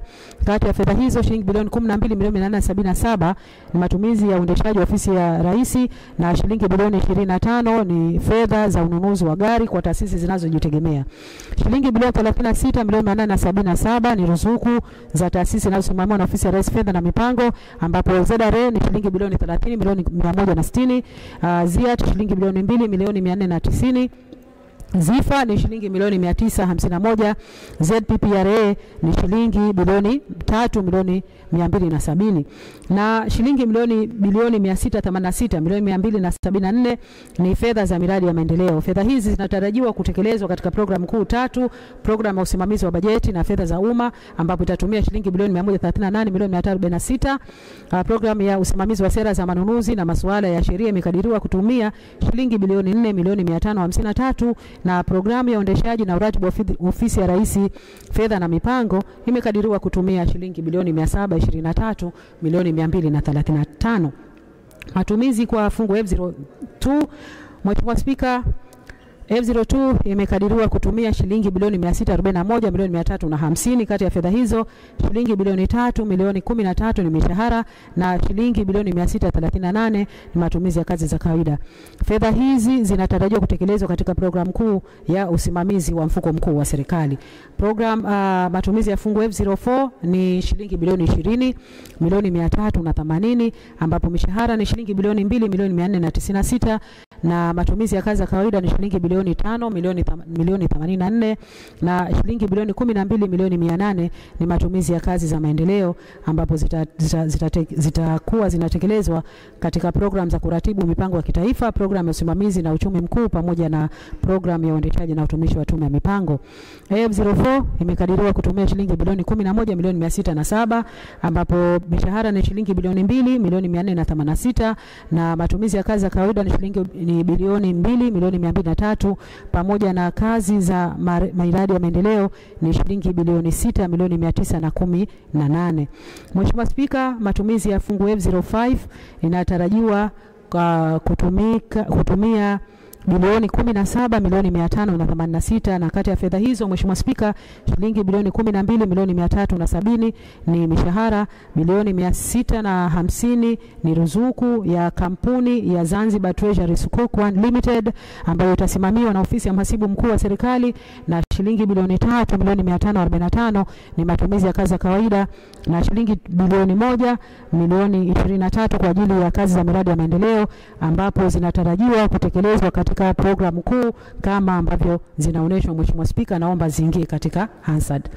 Mheshimiwa Spika, vile vile matumizi kwa fungu F06 limekadiriwa kutumia shilingi bilioni 6 milioni 479, na kati ya fedha hizo shilingi bilioni 4 milioni 481 ni mishahara, bilioni 1 milioni 998 matumizi ya kazi za kawaida, na fedha hizi zinatarajiwa kutumika katika programu kuu za programu ya huduma za ukaguzi na ushauri ya shilingi bilioni 1 milioni 201, na utawala na uendeshaji ni shilingi bilioni 5 milioni 278, na matumizi kwa fungu F07 inakadiriwa kufikia shilingi bilioni 7 milioni 610. Kati ya fedha hizo shilingi bilioni 1 milioni 113 mishahara, na shilingi bilioni 6 milioni 497 matumizi ya kazi za kawaida, ambapo fedha hizi zinatarajiwa kutumika katika programu kuu za usimamizi wa mali ya umma na uwekezaji wa mashirika ya umma bilioni 4 milioni 145, na utawala na uendeshaji wa ofisi ya msajili wa hazina ni shilingi bilioni 4 milioni 3 milioni 465. Mheshimiwa Spika, program kuu zinazowasilishwa ofisi ya Rais Fedha na Mipango zitatekeleza program ndogo 36 ambazo uchambuzi wake unaonekana katika kiambatanisho namba 4 wa kitabu cha bajeti. Lakini kwa upande wa miradi ya maendeleo inayosimamiwa na ofisi ya Rais Fedha na Mipango, ambapo tunasimamia utekelezaji wa program 5 na miradi 7 yenye thamani ya shilingi bilioni 707 milioni 17 na zimejumuishwa na fedha za mpango wa ulipaji wa fidia za miradi ya maendeleo bilioni 210, fedha za ulipaji wa madeni kwa miradi ya maendeleo shilingi bilioni 312 na mchanganuo wa miradi unaosimamiwa na ofisi ya Rais Fedha na Mipango ni kama zinavyoonekana. Tuna mradi wa uimarishaji wa rasilimali za ndani ambapo mwaka wa fedha unaokuja utatumia shilingi milioni 500. Mheshimiwa Big Z tunatarajia na tunaiombea shilingi bilioni 32 milioni 500 katika mwaka wa fedha unaokuja, na programu ya mageuzi ya usimamizi wa fedha tunatarajia kutumia shilingi bilioni 4 milioni 750 ambapo ni mkopo kutoka Benki ya Dunia pamoja na mchango wa Serikali ya Mapinduzi ya Zanzibar. Ujenzi wa ofisi, Mheshimiwa Spika, tunatarajia kutumia shilingi bilioni 126 milioni 298 ambapo fedha za ukamilishaji wa miradi ni shilingi bilioni 59 milioni 576 na fedha za mradi wa ujenzi wa mji wa serikali ni shilingi bilioni 66 milioni 722.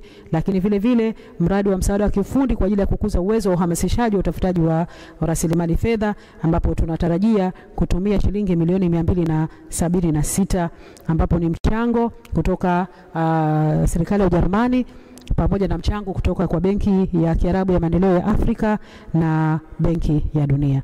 Lakini tuna mradi, Mheshimiwa Spika, kama nilivyosema awali, ni kufanya mapitio na usimamizi, ufuatiliaji na tathmini wa mipango ya maendeleo ya kitaifa na kimataifa ambapo tunatarajia kutumia shilingi bilioni 1 milioni 800 kutoka serikalini, na mpango wa kurasimisha ardhi na biashara kwa mwaka wa fedha unaokuja tunatarajia kutumia shilingi bilioni 4 milioni 500.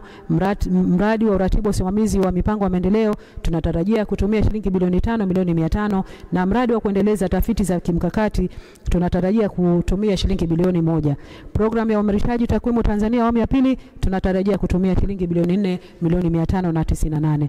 Mradi wa uimarishaji wa takwimu za kijinsia, Mheshimiwa Spika, umekadiriwa kutumia shilingi bilioni 2 milioni 320 ambapo Serikali ya Mapinduzi ya Zanzibar, serikali itatoa shilingi bilioni 2 na shirika la Umoja wa Mataifa linalohusiana na masuala ya wanawake UN Women litachangia shilingi milioni 220.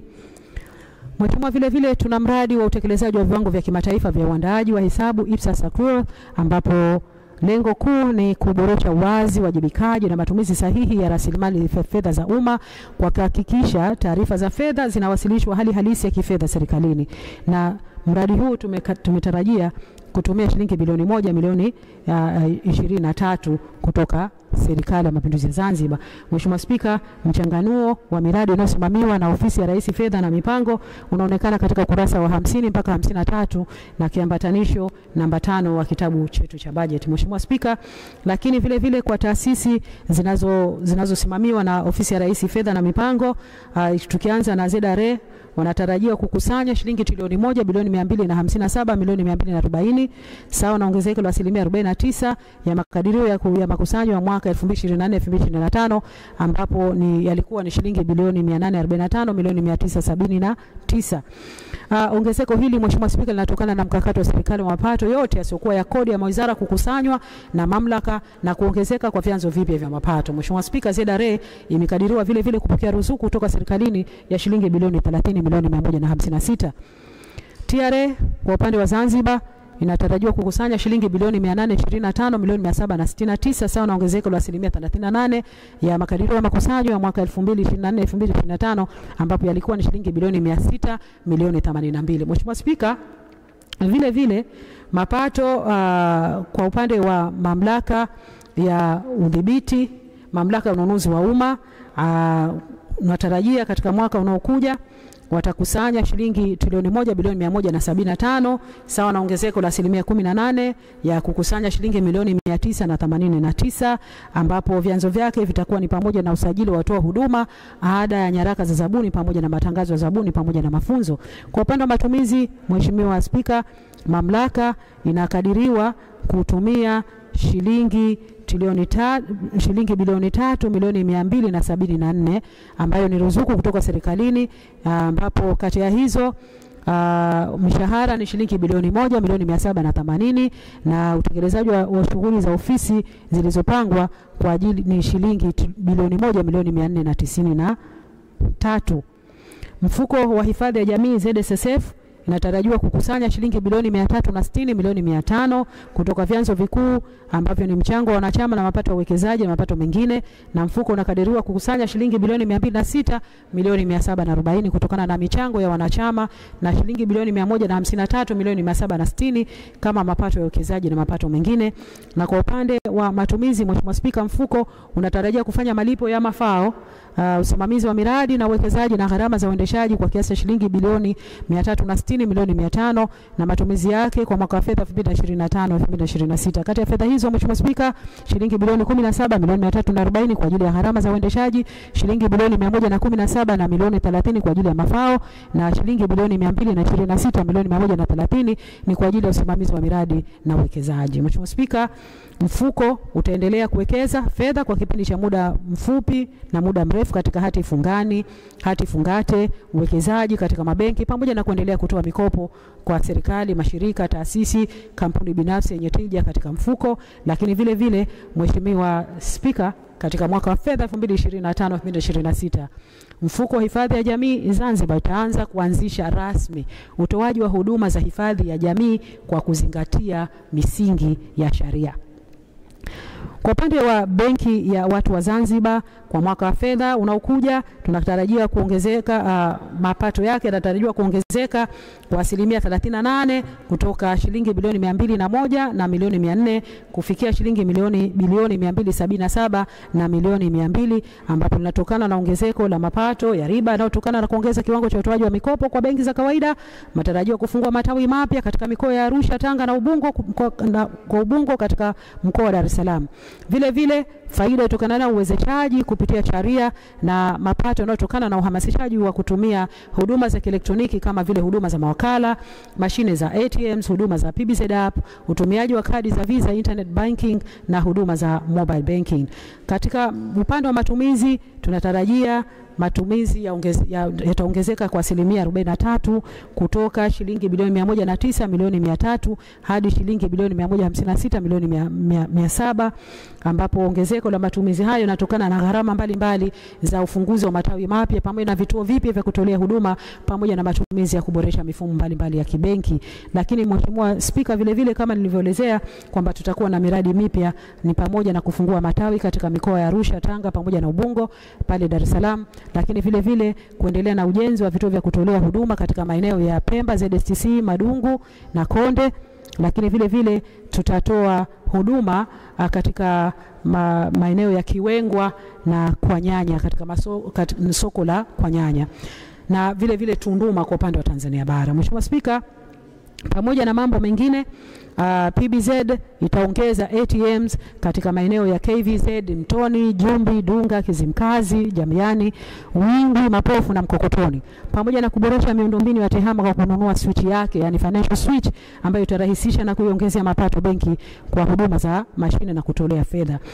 Mheshimiwa Spika, kwa upande wa ZIC, Mheshimiwa, tunatarajia kukusanya shilingi bilioni 57 na milioni 300 kutoka katika vyanzo vyake na kutokana na kuendelea kutoa huduma za kibima katika maeneo mbalimbali. Na kwa upande wa matumizi wanatarajia kutumia shilingi bilioni 40 na milioni 100, na ZIAT, Mheshimiwa Spika, tunatarajia yenyewe itakusanya shilingi milioni 608, na kwa upande wa matumizi inatarajia kutumia shilingi bilioni 2 milioni 492. Kampuni ya Zanzibar Treasury Sukuk One Limited, Mheshimiwa Spika, Katika kutekeleza moja jukumu lake vile vile kama tulivyoelezea awali kwamba tumesimamia uanzishwaji wa mpango wa sukuk ya Zanzibar ambayo ni hati ya kwanza inayofuata misingi ya sheria ndani ya ukanda wa Afrika Mashariki na Kati.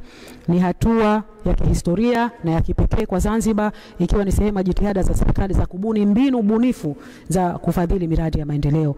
Kampuni kwa mwaka wa fedha imepangiwa kutumia shilingi milioni 650 kama ni ruzuku, lakini tutaendelea pamoja na mambo mengine kuweka mifumo madhubuti ya kusimamia muamala huu wa sukuk.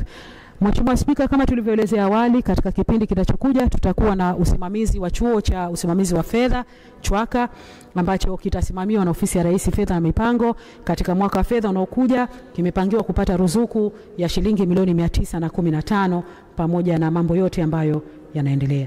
Mheshimiwa Spika, vile vile katika pamoja na taasisi ambazo zinasimamiwa na ofisi ya Rais Fedha na Mipango, mwaka wa fedha 2025-2026 ofisi ya Rais Fedha na Mipango inatarajia kusimamia uendeshaji wa taasisi mpya na mifuko kama ifuatavyo: soko la mitaji la Zanzibar, Zanzibar Securities Exchange, taasisi ya usimamizi wa uchumi halal Zanzibar, yani Zanzibar Halal Bureau, mfuko wa maendeleo ya sekta ya maji Zanzibar na mfuko wa maendeleo ya elimu Zanzibar.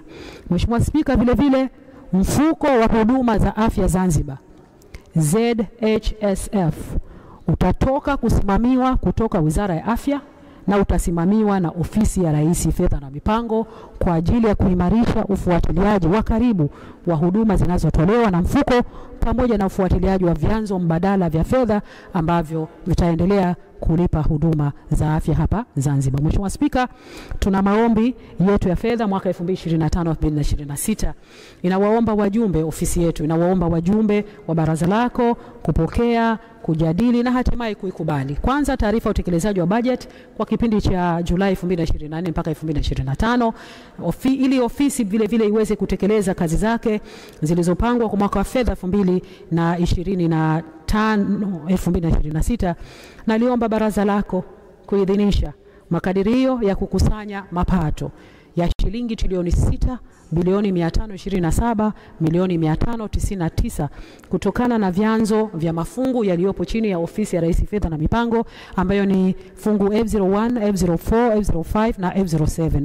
Aidha, matumizi yetu tunaomba baraza lako litudhinishie ni shilingi trilioni 1 bilioni 571 milioni 151 ili kufanikisha shughuli ambazo tumezipanga katika kipindi cha mwaka wa fedha 2025-2026 kwa mafungu F01 mpaka F07, ikiwa ni matumizi ya mishahara, miradi ya maendeleo, matumizi mengineyo pamoja na ruzuku kwa taasisi ambazo zinajitegemea.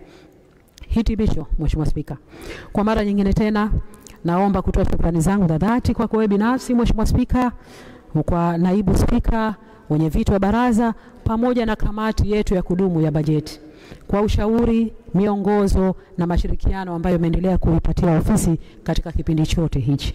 Mheshimiwa Spika, kwa kuwa hii bajeti ya ofisi ya Rais Fedha na Mipango itakuwa ni ya mwisho kabla kuelekea katika kipindi cha uchaguzi mkuu wa mwaka 2025. Naomba nichukue fursa hii kuwashukuru wote ambao tumekuwa pamoja katika kipindi chote cha miaka mitatu ikiwa niko chini ya ofisi ya Rais Fedha na Mipango, lakini katika kipindi kile cha mwaka mmoja ambapo nilikuwa waziri wa nchi ofisi ya makamo wa kwanza rais. Naamini kazi zetu zimeleta mafanikio makubwa katika maendeleo ya Zanzibar pamoja na wananchi wake kwa ujumla. Mafanikio yote yale ambayo tunayaona, yawe ya barabara, miradi ya maji, usimamizi wa miradi ya umeme, huduma za kijamii, afya, elimu na yote mengineyo, ni mashirikiano ya dhati ya watendaji wote katika ofisi ya Rais Fedha na Mipango, kila mmoja kwa nafasi yake. Na leo tunaona namna gani ilani ya Chama cha Mapinduzi kwa kiasi kikubwa imetekelezwa katika maeneo mbalimbali. Naomba niwashukuru sana na naomba radhi pale ambapo tumeendelea kuna mapungufu ambayo yametokana na ubinadamu katika tu kuhakikisha kwamba tunasukuma gurudumu hili, ambapo leo tunawaona namna gani jamii ya Wazanzibari na Watanzania wanavyoshuhudia maendeleo ya Zanzibar. Kila mmoja anayasema maendeleo ya Zanzibar ni namna gani wengine wameridhishwa na wanasema hasa Zanzibar imekuwa ni eneo la ujenzi. Unapokuja Zanzibar kila eneo mambo yanaendelea kuwa mazuri. Basi Mheshimiwa Speaker, again anatoa shukrani kwa wadau wote ambao tumeendelea kushirikiana nao, ikiwemo vile vile washirika wa maendeleo, mashirika binafsi na wote sekta binafsi pamoja na wananchi wote ambao wameendelea kutoa ushirikiano wao kwa ofisi yetu. Baada ya maelezo hayo, Mheshimiwa Speaker, sasa naomba kutoa hoja. Asante sana Mheshimiwa wajumbe, hoja imetolewa na imeungwa mkono. Asante sana Mheshimiwa Waziri. Waheshimiwa wajumbe, kabla sijamuita mwenyekiti wa kamati ya bajeti, naomba nimkaribishe mwenyekiti wa baraza ili achukue nafasi. Baada ya hapo atamuita Mheshimiwa mwenyekiti wa kamati ya bajeti. Msikilizaji na mtazamaji wa shirika la utangazaji Zanzibar, ikiwa tayari Waziri wa Wizara ya Fedha na Mipango Mheshimiwa Saada Mkuya Salum tayari ameshasoma ile hotuba yake, na sasa spika wa baraza hili anampisha mwenyekiti wa baraza Mheshimiwa Abdallah Hussein Kombo ili kuendeleza kuliongoza baraza hili, na tumsikilize mwenyekiti wa baraza. Asante. Sasa naomba nimkaribishe Mheshimiwa mwenyekiti wa kamati ya bajeti.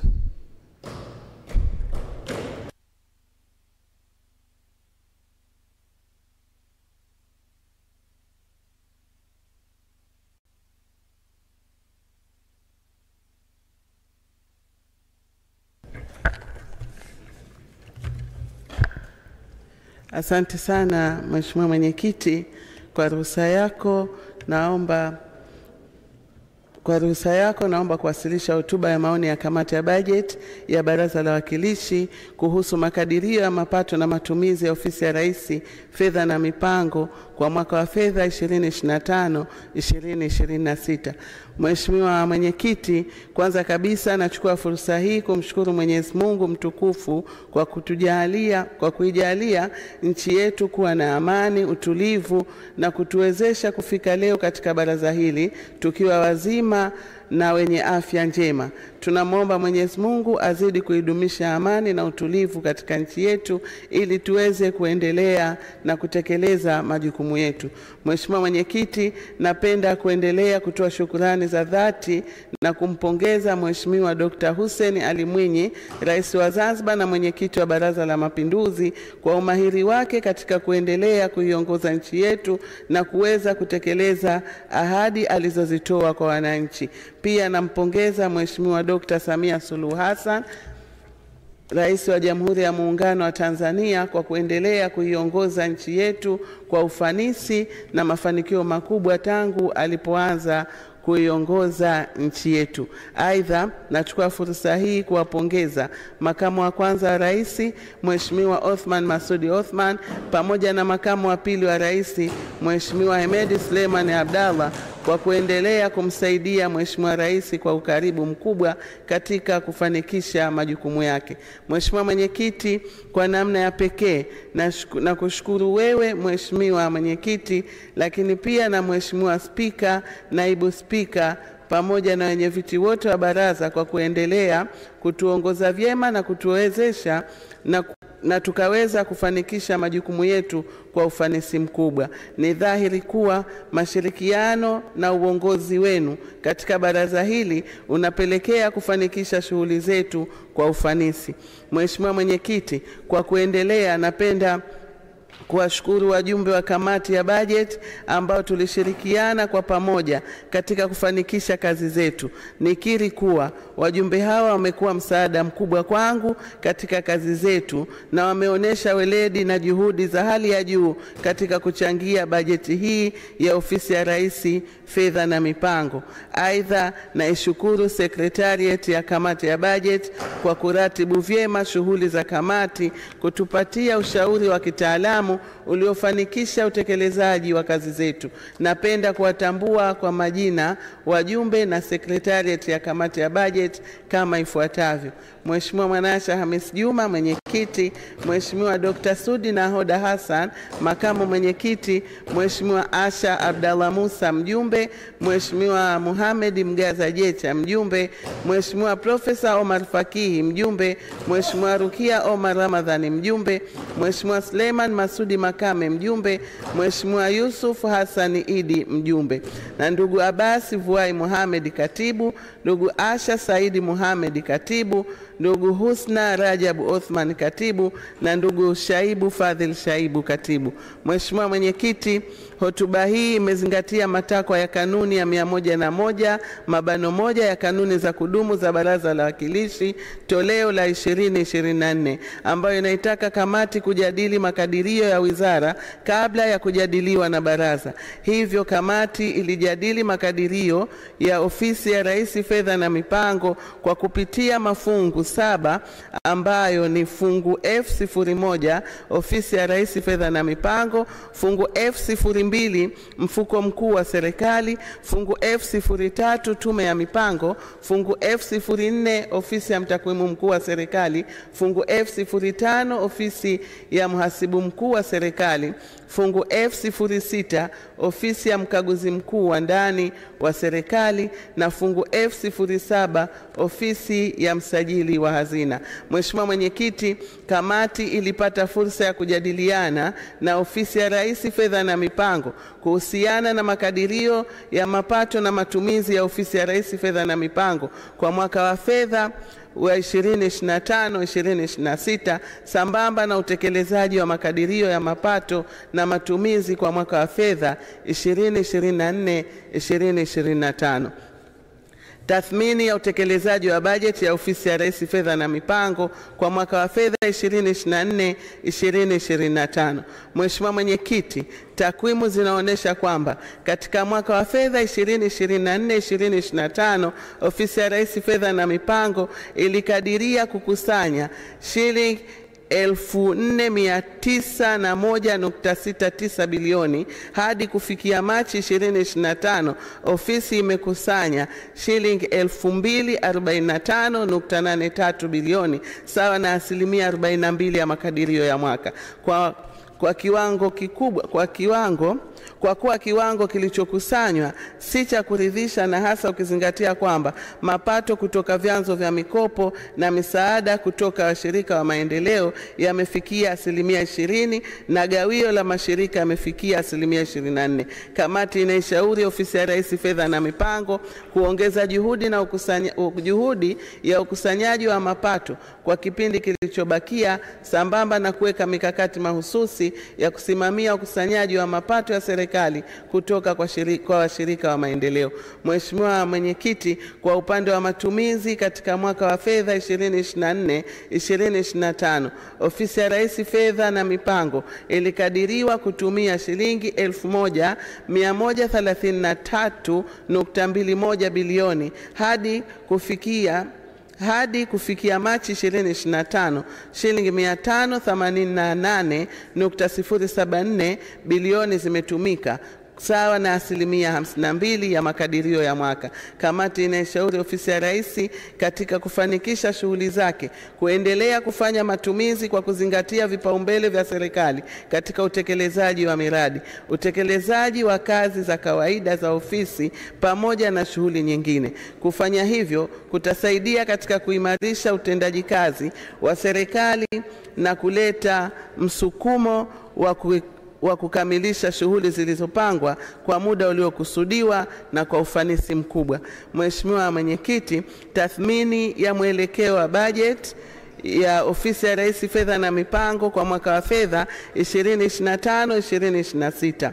Mheshimiwa mwenyekiti, kwa mwaka wa fedha 2025-2026 ofisi ya Rais Fedha na Mipango inakadiriwa kukusanya shilingi 6,506.534 4 bilioni. Mapato haya ni ongezeko la asilimia 33 ikilinganishwa na makadirio ya kukusanya shilingi 4,901.691 bilioni yaliyopangwa kwa mwaka 24-25. Kamati inaipongeza serikali kwa ongezeko hili la mapato na ni matumaini ya kamati yetu serikali itajipanga vyema kuhakikisha inafanikiwa kuyafikia makadirio haya. Aidha, kamati inaishauri serikali kuendelea na juhudi za kujenga uwezo wake wa ndani na kuweza kujitegemea ili kuendelea kupunguza utegemezi kutoka kwa wadau wa maendeleo. Mheshimiwa Mwenyekiti, kuongezeka kwa makadirio ya mapato ni dalili njema, kwani inaonyesha serikali imejidhatiti katika kusimamia vyema makusanyo yake kupitia mifumo iliyoimarishwa pamoja na kudhibiti upotevu wa mapato kwa kuhakikisha inaziba mianya ya uvujaji wa mapato hayo. Mheshimiwa Mwenyekiti, kwa upande wa matumizi kwa mwaka wa fedha 2025-2026, Ofisi ya Rais Fedha na Mipango inakadiriwa kutumia shilingi 1,570.56 bilioni. Makadirio hayo ni ongezeko la asilimia 39 ikilinganishwa na makadirio ya kutumia shilingi 1,133.21 bilioni yaliyopangwa katika mwaka 2024-2025. Mheshimiwa Mwenyekiti, katika fungu la Ofisi ya Rais Fedha na Mipango, fungu F01, jumla ya fedha zilizokadiriwa kutumika kwa mwaka wa fedha 2025-2026 ni shilingi bilioni 865.540. Kiasi hichi kinaonyesha ongezeko la budget kwa asilimia 30 ikilinganishwa na makadirio ya shilingi 665.392 bilioni kwa mwaka wa fedha 2024-2025. Kwa kuzingatia ongezeko hili, kamati inaishauri serikali kuhakikisha kuwa ongezeko hilo linaendana na usimamizi madhubuti wa rasilimali, utekelezaji wa vipaumbele na upimaji wa matokeo kwa lengo la kuongeza ufanisi wa matumizi ya fedha za umma. Mheshimiwa Mwenyekiti, miongoni mwa vipaumbele vya bajeti hii ni pamoja na kusimamia ukusanyaji wa mapato ya serikali yakiwemo mapato ya ndani na mapato kutoka kwa washirika wa maendeleo. Kamati inaunga mkono utekelezaji wa vipaumbele hivi sambamba na kuishauri Ofisi ya Rais Fedha na Mipango kuendelea kusimamia mifumo ya ukusanyaji wa mapato, kujenga uwezo kwa watendaji wanaosimamia mifumo hiyo pamoja na kuendelea kuimarisha taasisi zinazohusika na ukusanyaji wa mapato ili kudhibiti upotevu wa mapato haya. Mheshimiwa Mwenyekiti, fungu F02, mfuko mkuu wa serikali, kwa mwaka wa fedha 2025-2026, fedha zilizotengwa zimeongezeka kutoka shilingi 416.897 bilioni na kufikia shilingi 641.350 bilioni. Kamati inakubaliana na ongezeko hili pamoja na kuishauri serikali kuhakikisha kwamba matumizi ya fedha hizi yanakwenda sambamba na malengo ya serikali ikiwemo kufanya malipo ya matumizi maalum ya serikali pamoja na kufanya malipo ya madeni ya serikali. Kwa upande mwingine, kamati inaishauri Ofisi ya Rais Fedha na Mipango kupitia fungu hili kuweka mkazo zaidi katika miradi ambayo haijakamilika. Mheshimiwa Mwenyekiti, kupitia fungu F03, Tume ya Mipango, jumla ya shilingi 20.380 bilioni zimekadiriwa kutumika kwa mwaka 25-26. Kamati inaafikiana na makadirio hayo sambamba na kuishauri serikali kuhakikisha kwamba malengo yote ya Tume ya Mipango yaliyopangwa katika bajeti hii yanatekelezwa kwa ufanisi na kuleta mafanikio yaliyokusudiwa. Aidha, kamati inaishauri serikali kufuatilia na kutathmini utekelezaji wa mipango ya kitaifa na miradi ya maendeleo pamoja na kuchukua hatua zinazostahiki ili kuhakikisha miradi hiyo inatekelezwa kwa ufanisi. Mheshimiwa Mwenyekiti, kwa mwaka wa fedha 2025-2026 2026 fungu F04 linalosimamiwa na mtakwimu mkuu wa serikali linakadiriwa kukusanya jumla ya shilingi 180.3 milioni ambazo zitachangia kwenye mfuko mkuu wa serikali. Aidha, kwa upande wa matumizi, fungu hili linakadiriwa kutumia jumla ya shilingi 11.607 bilioni kwa ajili ya utekelezaji wa shughuli zake.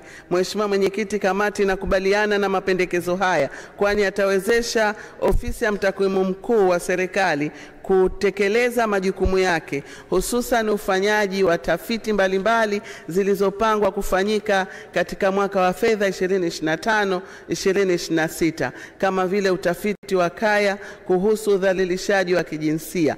Takwimu zitakapopatikana kupitia utafiti huo zitasaidia serikali katika kupanga mikakati ya kunusuru makundi hayo muhimu kutokana na vitendo vya udhalilishaji. Sambamba na hilo, kamati inaishauri serikali kuzifanyia kazi tafiti zinazofanyika ili lengo na tija za tafiti hizo zitimie.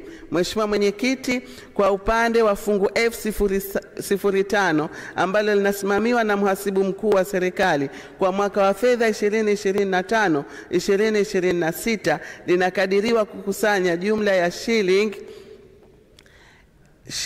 trilioni 2.980 na kuchangia kwenye mfuko mkuu wa serikali. Aidha, fungu hilo linakadiriwa kutumia jumla ya shilingi bilioni 17.589 kwa ajili ya utekelezaji wa kazi zake za msingi ikiwemo ya usimamizi wa hazina na kuhakikisha kuna kuwepo kwa usimamizi mzuri wa matumizi pamoja na utoaji taarifa za mwenendo wa fedha katika mfuko mkuu. Mheshimiwa Mwenyekiti, kamati inayaafiki makadirio hayo sambamba na kuishauri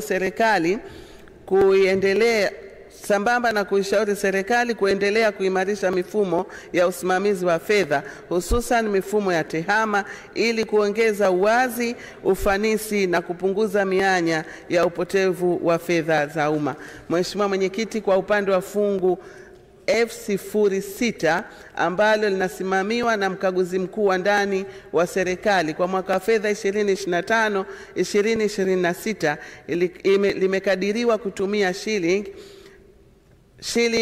bilioni 6.479 ili kuwezesha kutekeleza majukumu yake kwa ufanisi ikiwemo kuimarisha huduma za ukaguzi wa ndani, kuimarisha ubora na ufanisi katika kazi za uchunguzi na kuhamasisha ufuatiliaji wa viwango vya ubora katika kazi za ukaguzi. Mheshimiwa Mwenyekiti, katika mwaka wa fedha 2025-2026 fungu F07 ofisi ya msajili wa hazina limekadiriwa kukusanya shilingi 28.5 bilioni kupitia idara ya usimamizi wa mashirika pamoja na idara ya usimamizi wa mali za umma. Kwa upande wa matumizi, fungu F07 limekadiriwa kutumia jumla ya shilingi bilioni 7.609. Kamati inaishauri ofisi ya msajili wa hazina kuhakikisha fedha walizotengewa wanazitumia vyema katika kutekeleza programu zao ikiwemo kufanya usimamizi mzuri wa mali za umma pamoja na kuhakikisha uwekezaji wa mashirika ya umma unaimarika kwa vile ni lengo la serikali kuimarisha ufanisi wa sekta za umma ambazo zinachukua nafasi kubwa katika maendeleo ya uchumi wa nchi yetu. Tathmini ya mwelekeo wa utekelezaji wa miradi ya maendeleo inayosimamiwa na Ofisi ya Rais Fedha na Mipango kwa mwaka wa fedha 2025-2026. Mheshimiwa Mwenyekiti, katika mwaka wa fedha 2025-2026 Ofisi ya Rais Fedha na Mipango imepanga kutekeleza programu 6 pamoja na miradi 6 ya maendeleo yenye thamani ya shilingi 707.017 bilioni ambayo imelenga kusaidia kukuza ajira, kuimarisha hali ya wananchi pamoja na kuchangia katika pato la taifa. Kamati inaishauri serikali kuweka mipango madhubuti ili kuhakikisha kuwa miradi na programu zote zilizopangwa kutekelezwa katika mwaka 2025-2026 inakamilika kwa wakati na kuleta tija iliyokusudiwa. Mheshimiwa Mwenyekiti, kamati ya bajeti wakati inafuatilia utekelezaji wa bajeti ya mwaka 2024-2025 imegundua kuwepo kwa baadhi ya miradi na programu zilizopangwa kutekelezwa kwa mwaka huo haukuwa wa kuridhisha kutokana na changamoto mbalimbali, hususan ya uhaba wa upatikanaji wa fedha. Mheshimiwa Mwenyekiti, kwa upande mwingine, kamati inaishauri serikali kuingiza fedha kwa wakati kwa taasisi zote zinazokamilisha taratibu za maombi ya fedha. Hii inatokana na uingizwaji wa fedha kuwa mdogo katika baadhi ya miradi kwa mwaka wa fedha 2024-2025 na wakati mwingine kutopatikana kwa wakati, mathalan katika mradi wa vituo vya mafunzo kwa vijana awamu ya pili na programu ya ujenzi wa ukarabati wa vituo vya afya vya msingi, kumekuwepo na changamoto ya kukosekana kwa fedha za utekelezaji. Hivyo kamati inaendelea kusisitiza serikali kuhakikisha fedha zinazopangwa katika bajeti zinapatikana kwa wakati ili kuweza kukamilisha miradi kwa muda uliokusudiwa.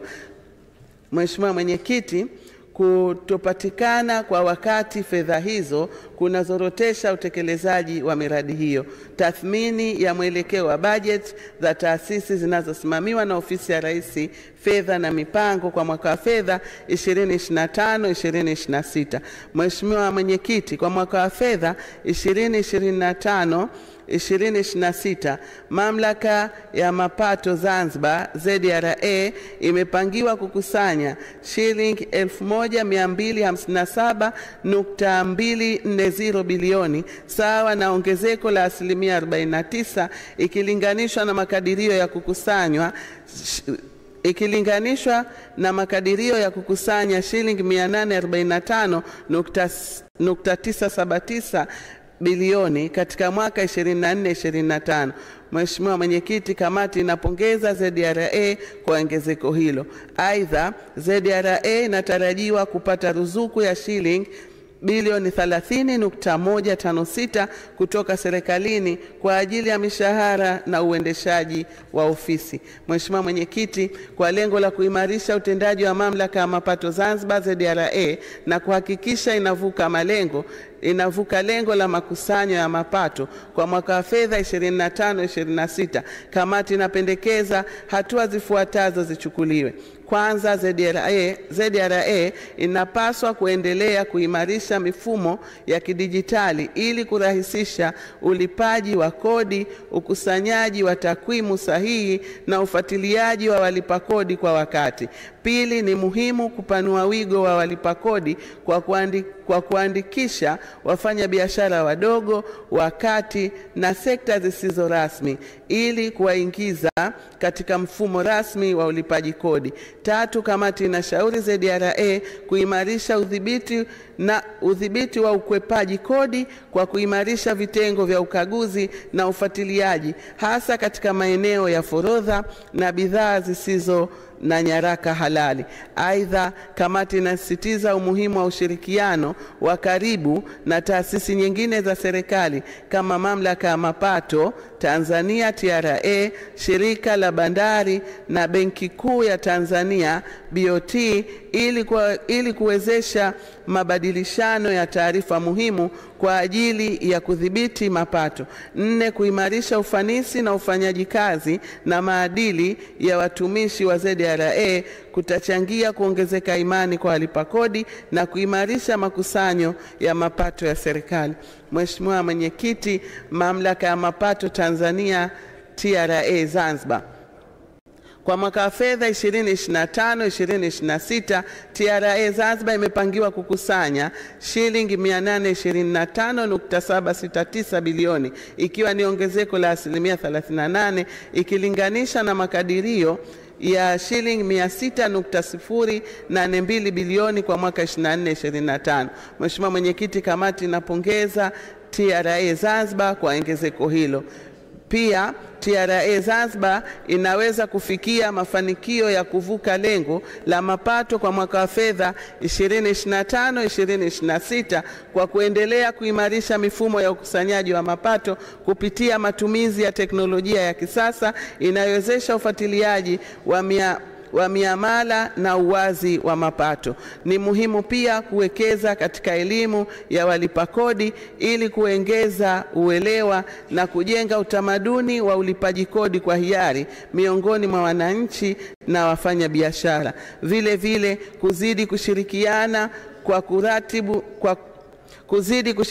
kwa karibu na taasisi nyingine za serikali kama ZRA, shirika la bandari Zanzibar, kutasaidia kuzuia upotevu wa mapato. Hatua hizi zitaimarisha ufanisi wa TRA na kuwezesha utekelezaji wa majukumu yake kwa mafanikio na ufanisi mkubwa. Mheshimiwa Mwenyekiti, Mamlaka ya Udhibiti wa Ununuzi wa Umma Zanzibar ZPPRA. Mheshimiwa Mwenyekiti, kwa mwaka wa fedha 2025-2026 Mamlaka ya Udhibiti wa Ununuzi wa Umma Zanzibar ZPPRA imepanga kukusanya shilingi bilioni 1.175 ikiwa ni ongezeko la 18% ikilinganishwa na makadirio ya shilingi 989 milioni kwa mwaka uliotangulia. Kwa upande wa matumizi, mamlaka imekadiriwa kutumia shilingi bilioni 3.274 ambazo ni ruzuku kutoka serikalini, ambapo shilingi bilioni 1.780 zitatumika kwa malipo ya mishahara na shilingi bilioni 1.493 kwa shughuli mbalimbali za ofisi. Mheshimiwa Mwenyekiti, kwa lengo la kuhakikisha Mamlaka ya Udhibiti na Ununuzi wa Umma Zanzibar ZPPRA inatekeleza majukumu yake kwa ufanisi na kuvuka lengo la mapato kwa mwaka wa fedha 25-26, kamati inapendekeza mamlaka kuchukua hatua zifuatazo. Kwanza, mamlaka iendelee kusimamia kwa umakini utekelezaji wa sheria ya ununuzi wa umma kupitia ukaguzi wa mara kwa mara katika taasisi nunuzi, uchunguzi wa manunuzi na ufuatiliaji wa mikataba ili kudhibiti matumizi mabaya ya fedha za umma. Pili, utoaji wa mafunzo kwa maafisa manunuzi, maafisa mas'ul, wajumbe wa bodi za zabuni na watoa huduma kuhusu sheria, kanuni na nyaraka za ununuzi wa umma ni muhimu katika kujenga uwezo wa watendaji na kuhakikisha utii wa sheria. Tatu, ZPPRA inapaswa kuwekeza katika mifumo ya kidijitali kwa ajili ya kusimamia manunuzi ya umma na kuongeza uwazi, kupunguza mianya ya upotevu wa fedha na kurahisisha ukusanyaji wa taarifa.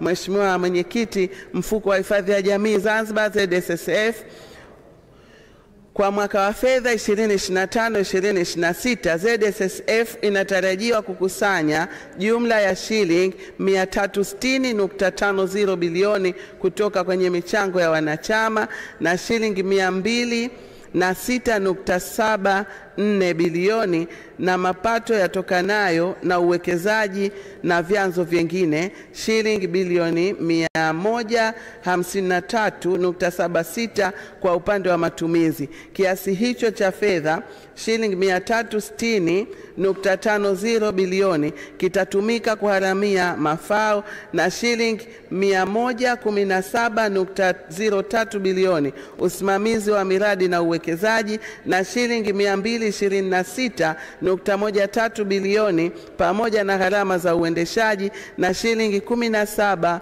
bilioni .34 zaidi ya utekelezaji wa majukumu ya kila siku. ZSSF imepanga kuendelea kuwekeza kwenye hati fungani, benki na kutoa mikopo kwa baadhi ya taasisi. Mheshimiwa Mwenyekiti, kamati inaipongeza ZSSF na inaamini inaweza kufanikisha malengo yake ya mapato kwa kupanua wigo wa wanachama, kuimarisha ukusanyaji wa michango, kufanya uwekezaji wenye tija na kuimarisha mifuko ya usimamizi, uwajibikaji na ufuatiliaji wa fedha.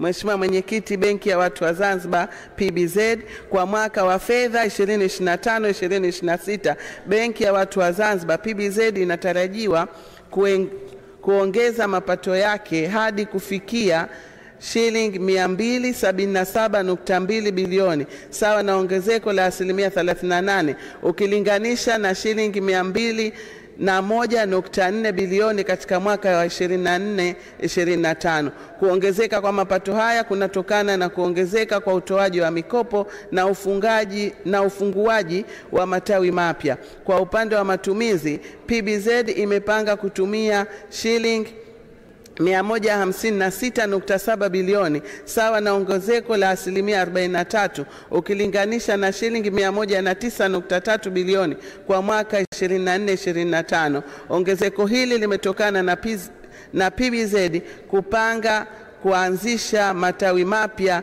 na kuimarisha miundombinu ya TEHAMA. Hata hivyo, Mheshimiwa Mwenyekiti, kamati inaipongeza PBZ kwa kuongeza matawi mapya kwa upande wa Tanzania bara. Mheshimiwa Mwenyekiti, PBZ inaweza kufanikisha utekelezaji wa shughuli zake na kuvuka lengo la mapato kwa kuimarisha huduma za kidijitali, uwekezaji katika mifumo ya TEHAMA ili kuongeza